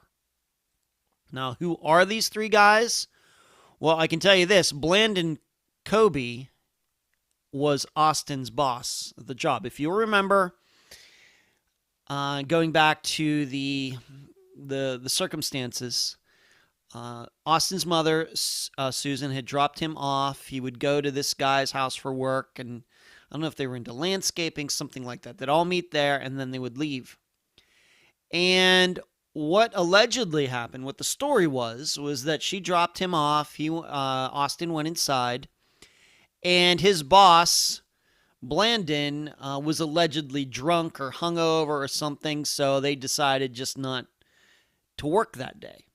And the other people who were there said that Austin used the phone in the house and then left, walked off, never to be seen again. You also remember that in talking to Susan, that the night before, Austin had had a run-in with a guy named Clyde who had pulled a knife on him. And we spent quite a bit of time talking about that, and I think that it made a lot of sense to think that this incident from the night before is what led to Austin's disappearance the next day. We now know that the knife incident had nothing to do with Austin's disappearance. And just once again, this is how difficult and confusing and perplexing, whatever word you want to use that's a synonym for those ones, how tough these cases can be. How is it, I mean, really, that a person has a fight with a knife the night before and gets away, disappears the next day, and the fight the night before had nothing to do with it? I don't know. I don't know. It's just hard. I guess for me, being the way my life has gone, those types of things are just hard to understand. I've never had a person pull a knife on me. I've never had the kind of disagreement run-in that would, I think, that ever even led close to that. I've had some arguments. I wouldn't necessarily say that I've been in any fights in my life, and maybe it shows.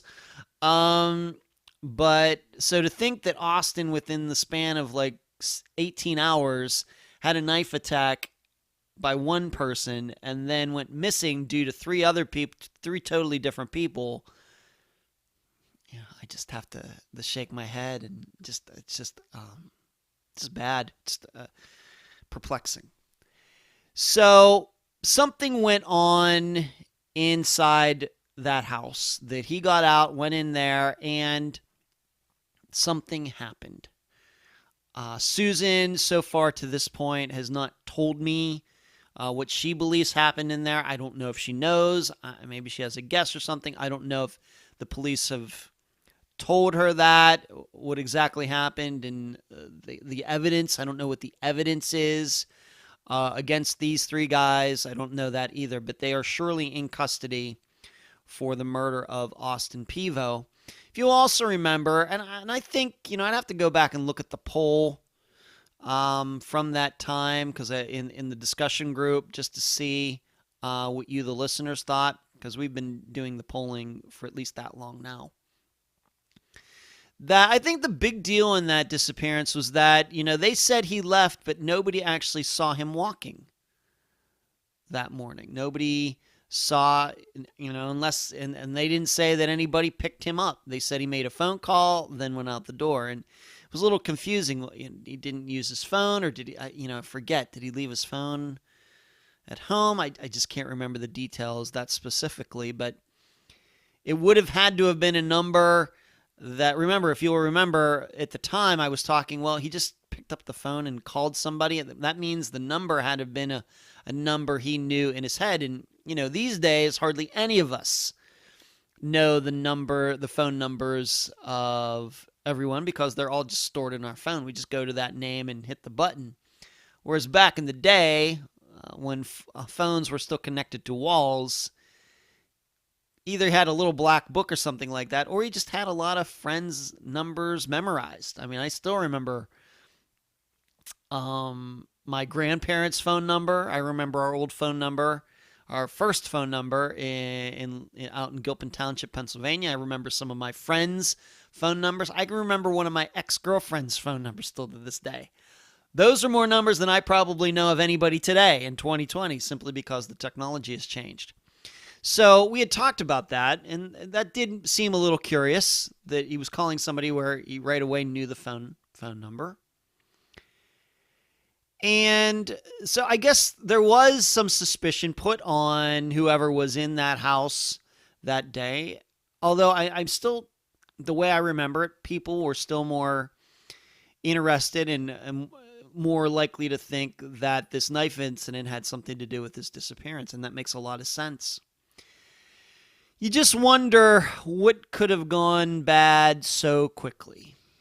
I got to believe that Austin wouldn't have shown up for work if he knew that the people there were going to do something to him that day.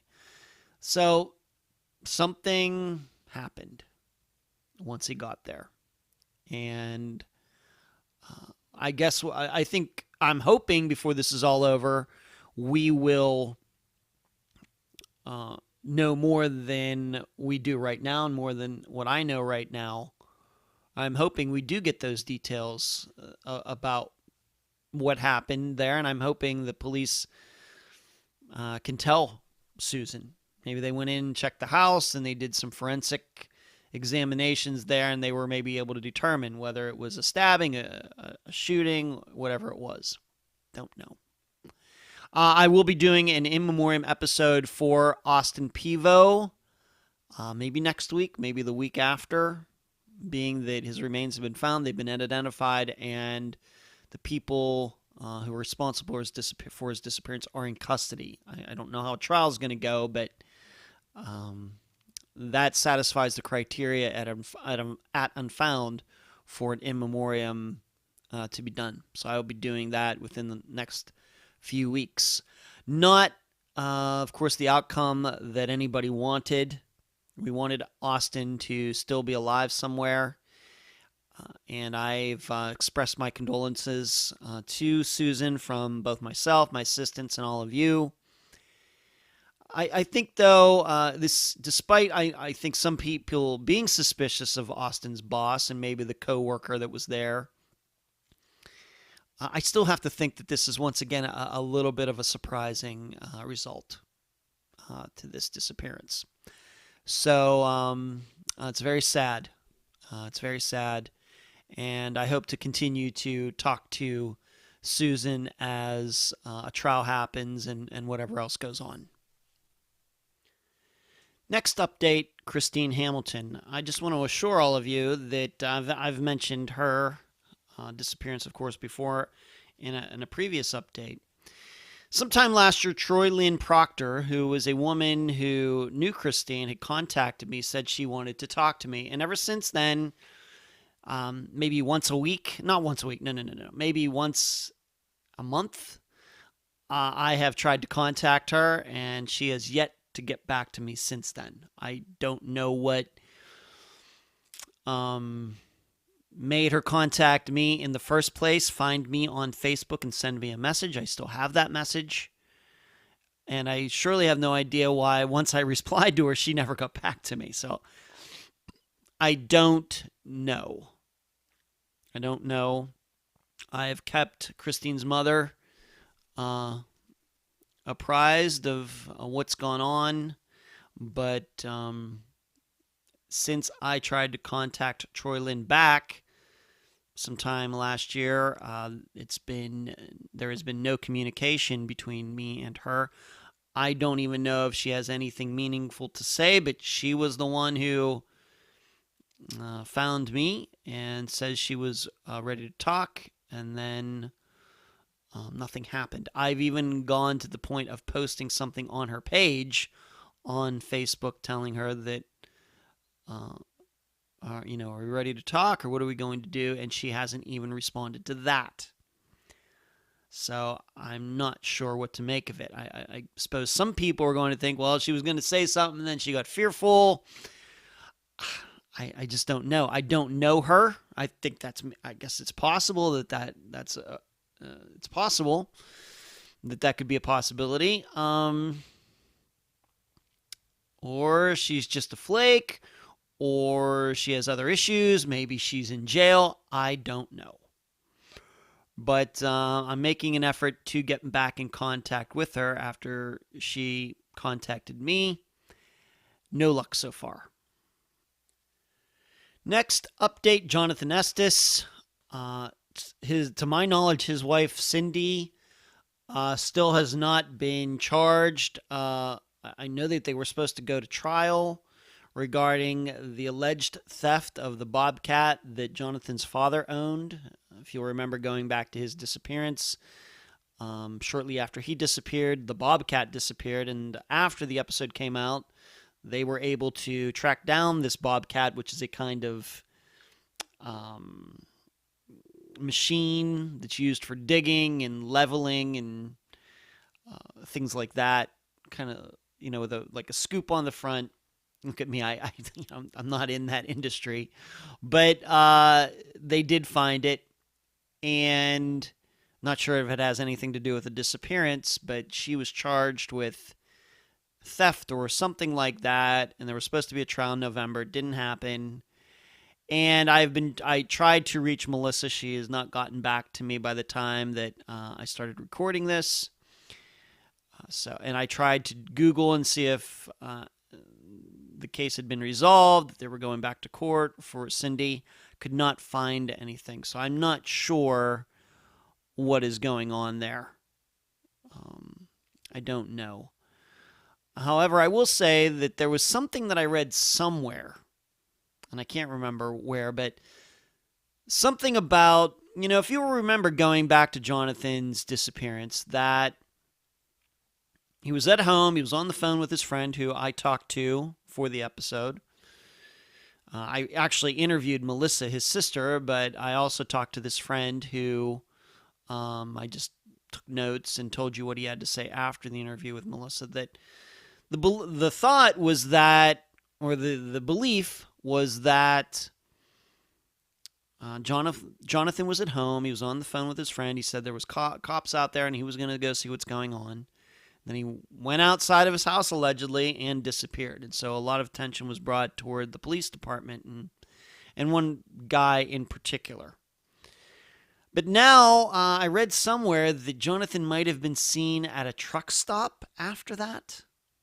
And this is also something that I've not had a chance to talk to Melissa about because she hasn't gotten back to me. Not that I'm not angry about that. She has her own things going on, I'm sure, especially with everything that has happened here over the last month.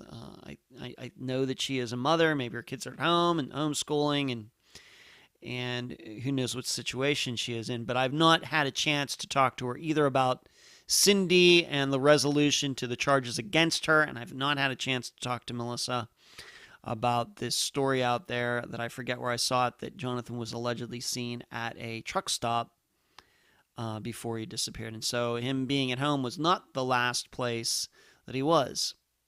So maybe one of you can find that truck stop story out there as well. Next, disappearance, Molly Miller and Colt Haynes. The only thing I wanted to say about this, I was just wondering if all of you saw the TV show on Oxygen, which covered their disappearances. I have not seen it, but I would, even without seeing it, I know, given everything that happened in that disappearance with Con Nip and the chase and everything else, I know just Unfound's episode was a long episode concerning their disappearances. It's hard to do a good job covering a disappearance like that in an hour, and that's, I think, what it was. Very, very difficult. I think it's good that it's getting some national attention. I know that they talked about the corrupt sheriff and how he was related to Con Nip and Con's family.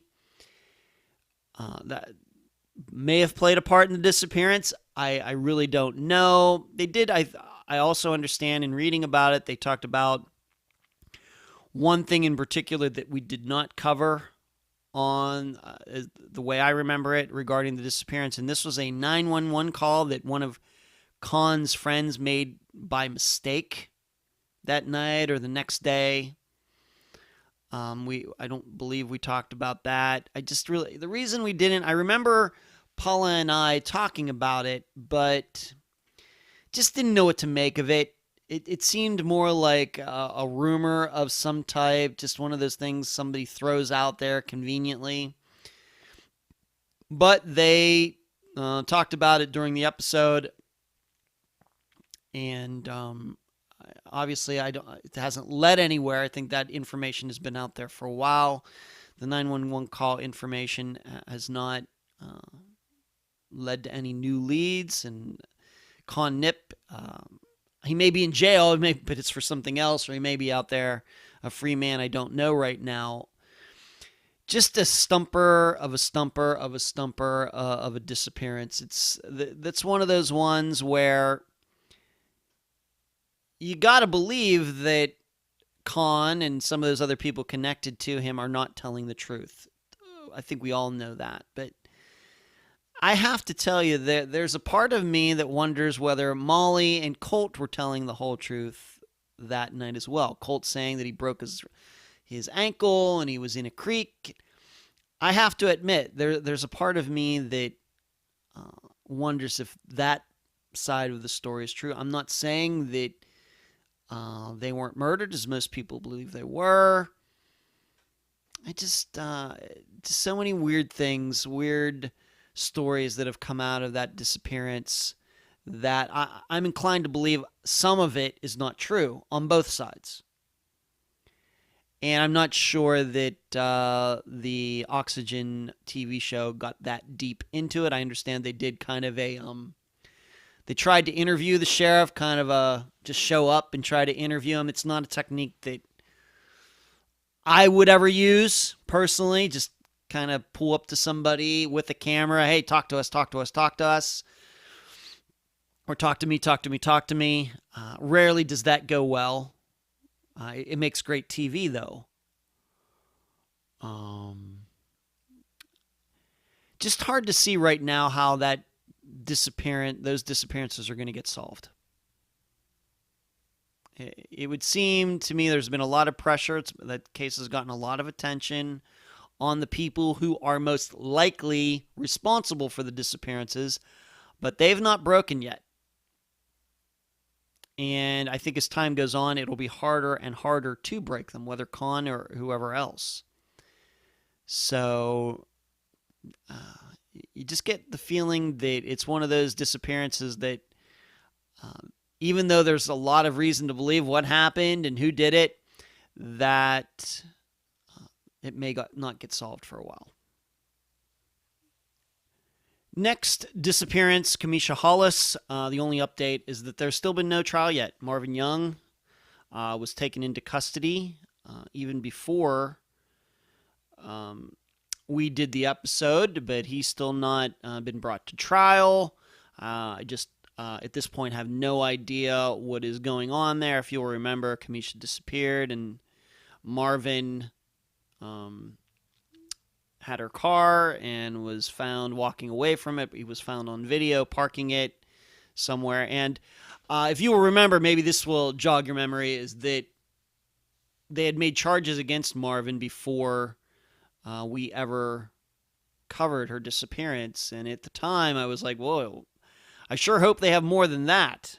And it turned out once they did the press conference, and that was after the Unfound episode came out, there was certainly more evidence that they had that Marvin Young, in fact, did murder Kamisha. If you remember, Marvin, very controlling. She would go to work, and he would make her have her phone on with a video camera on her so he could watch her. Do you remember that? So there was the idea that Kamisha was going to leave him, and that's why he killed her and then disposed of her remains somewhere. Of course, her remains have still not been found.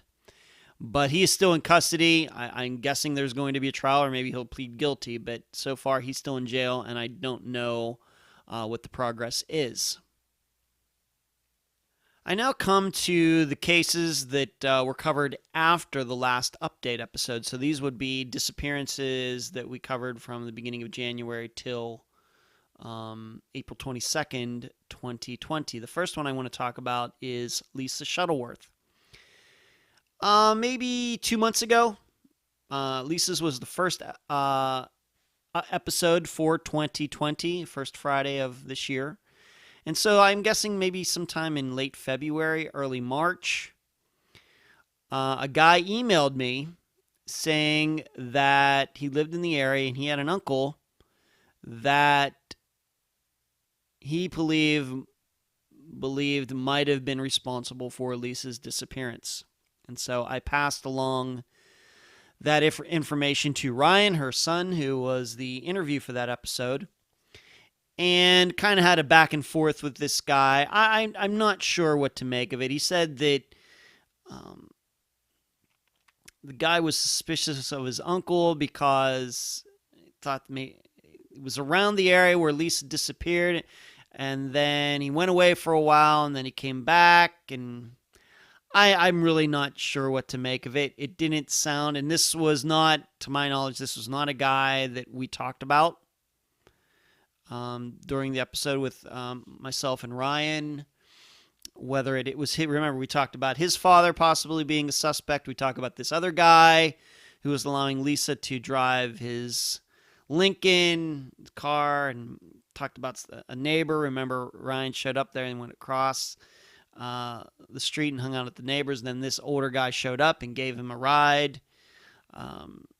But this was not a guy that we mentioned in the episode, so I'm not sure what to make of it, and I probably should do a follow-up with him. But Ryan was wondering if this was a guy that might have lived on property that was connected to where Lisa was living, and I don't think that was the situation. So I'm not sure what to make of it at this point. It seems that of the suspects we covered in the disappearance, I'm inclined to believe that one of them is the person that caused the disappearance. I think that it'd be a good chance that it is, but it seemed to me that Lisa did have a couple different guys in her life. So as we've learned, when women have that, if there's different men trying to get their attention, all it takes is one of those guys to get jealous. That's all it takes. The next disappearance I want to talk about is Jeremy Goodwin's. If you will remember, he was the guy that was at the hospital, then walked away, and allegedly got picked up by a man who is now a funeral director in that area. And this funeral director, he wasn't a funeral director yet at the time, but he is now. He came forward later, once he found out that Jeremy was missing. He came forward to the police and said, yeah, I picked that guy up and I dropped him off at this motel. You should know that this funeral director, despite me calling his funeral home many times, this was in Texarkana, Texas, he's never gotten back to me.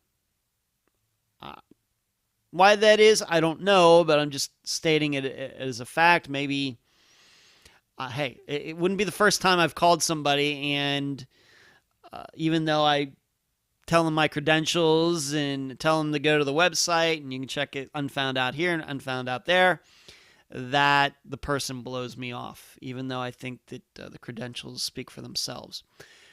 So I don't know what to make of this. Jeremy's disappearance was many years ago. Maybe this funeral director is afraid of getting his name back in the news for all the wrong reasons. I don't know. But I certainly would still like to talk to him about the demeanor of Jeremy that night, what went on, what did they talk about. Did Jeremy say anything about who he's going to meet? And you should know, what I don't know, I think this kind of surprises me, that as you know, I do a poll for every disappearance that Unfound covers, and if I remember correctly, I could be wrong about this, but quite a few people, more than I would have probably expected, thought that Jeremy just walked away, that he did get that ride, went to that motel, and then tried to walk home and something happened. More people than I would have thought think that. Whereas it would seem to me that being that there were people at that motel who had stolen his stuff, it would seem that maybe something wrong happened there, but that was not the feeling of many people in this case. It's very interesting to me. Maybe one of these days I will get to speak to the funeral director. Maybe. But he's not called me back yet. And this will be the final update, and that will be for Mary Jane Van Gilder. I had Officer Adam Turner as the guest for that episode. It was so good to get to know him. I haven't talked to him since right after the episode came out. Maybe I should get back in touch with him. Certainly like to have him as kind of a resource for the program, a person I could go to in law enforcement to ask questions about police procedures and rules and insights. I already have a couple people like that I can do that with, but another person wouldn't hurt, but I've yet to talk to him about that. But the update on this is after Mary Jane's episode came out, a listener started going through NamUs and put together kind of a list of possible remains that could be Mary Jane's.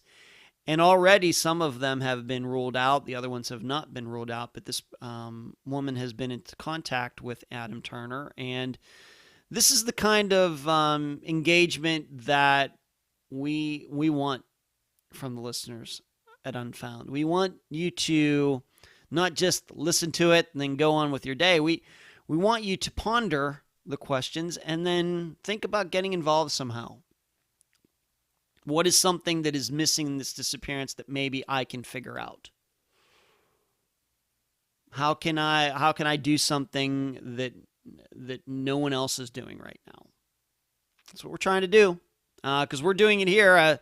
I think that if you've listened to Unfound enough, you know that we do make calls to other people and we try to get additional information and more than just what's out there.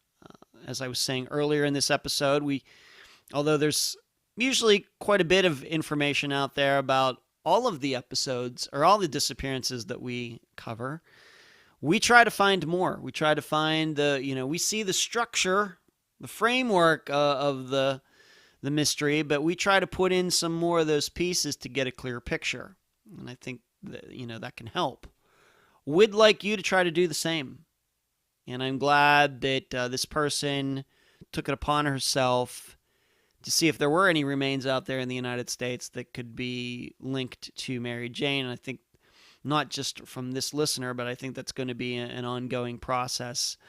As far as Mary Jane Van Gilder, that's another one that I think lends itself to a variety of possibilities. I could see her, somebody in town where she lived doing something to her. I guess there's the possibility that her husband traveled up there without anybody knowing and did something to her. But I think it's also possible that she just took off again on her own, like she did when she moved from West Virginia to Ohio, to once again say, you know what, things are closing up here after World War II. I think that California might be a happening place when all is said and done. She might have, what would have been, get on a bus. It wouldn't maybe have been a plane back then, but a bus or a train and go to California. That I could not rule that out either.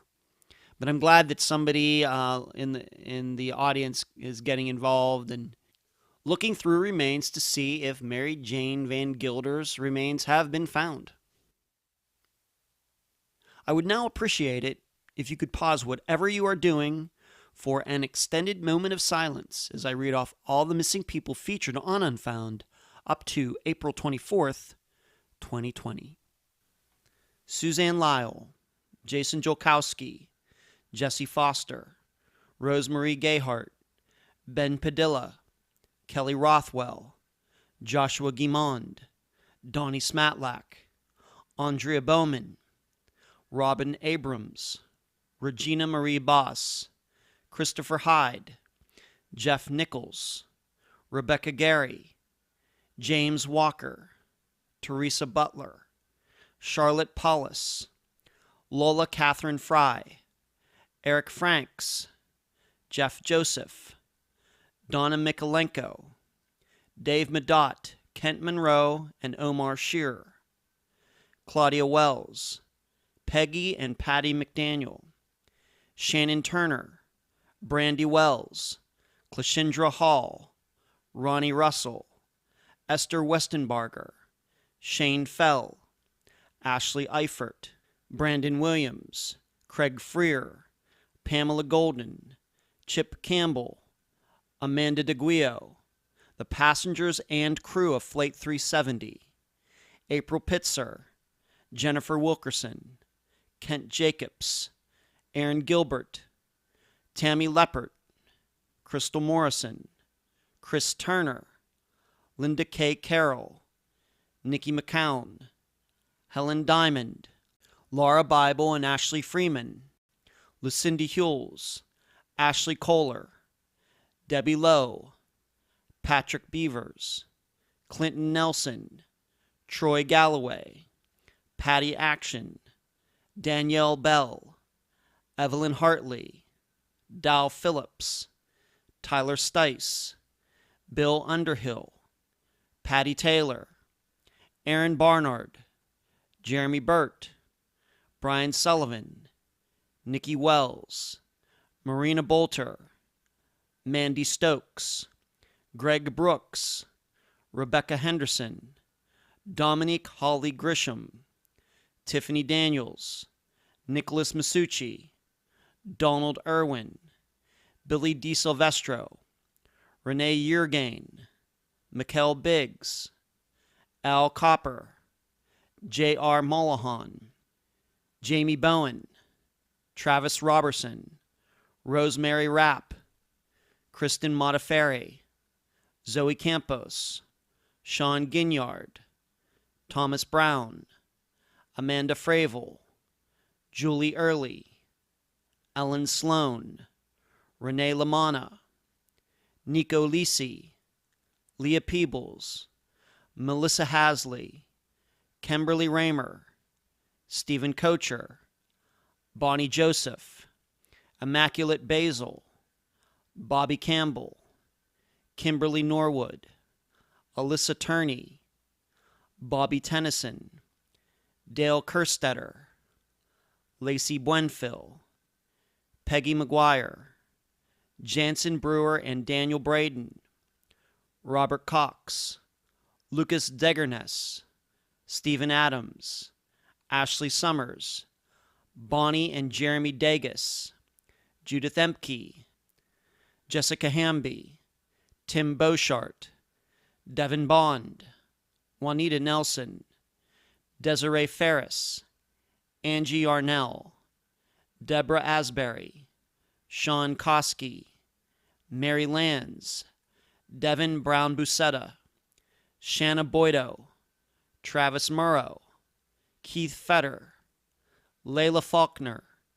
Megan Lancaster, Kelly Sims, Jack Hemby, Barbara Frame, Dorianne Myers, Austin Pivo, Christine Hamilton, Monica Appleton, Jonathan Estes, Molly Miller and Colt Haynes, Donnie Martin III, Kamisha Hollis, Lisa Wallace, Tammy McKittrick, Julie C., Stephanie Clemens, Andy Chapman, Trevor Nichols, Tiffany Johnson, Tyler North, David Kesey, Lucero Princess Sarabia, Brandy Myers, J.L. Hamblin, Bradley Allen, Timothy Guy, Ronald McNutt, Cameron Remmer, Tammy Arthur and Chad Peters, Jesse Ross, Lisa Shuttleworth, Jackson Miller, Patrick Reed, Jeremy Goodwin, Mary Jane Van Gilder, Phyllis Corbin, Eric Alvarado, Cassandra Ramirez, April Andrews, David Hardy Jr., Dennis J. Lushball, Christy Nichols, Christopher Sanders. Please do not forget these people, and please, if you have the time and passion, help one of these families find the answers they deserve. And that's the program. If you found it informative, please go to the app that you use to listen to Unfound and give this podcast a nice review. I thank you for listening. I'm Ed Dentzel, and you've been listening to Unfound.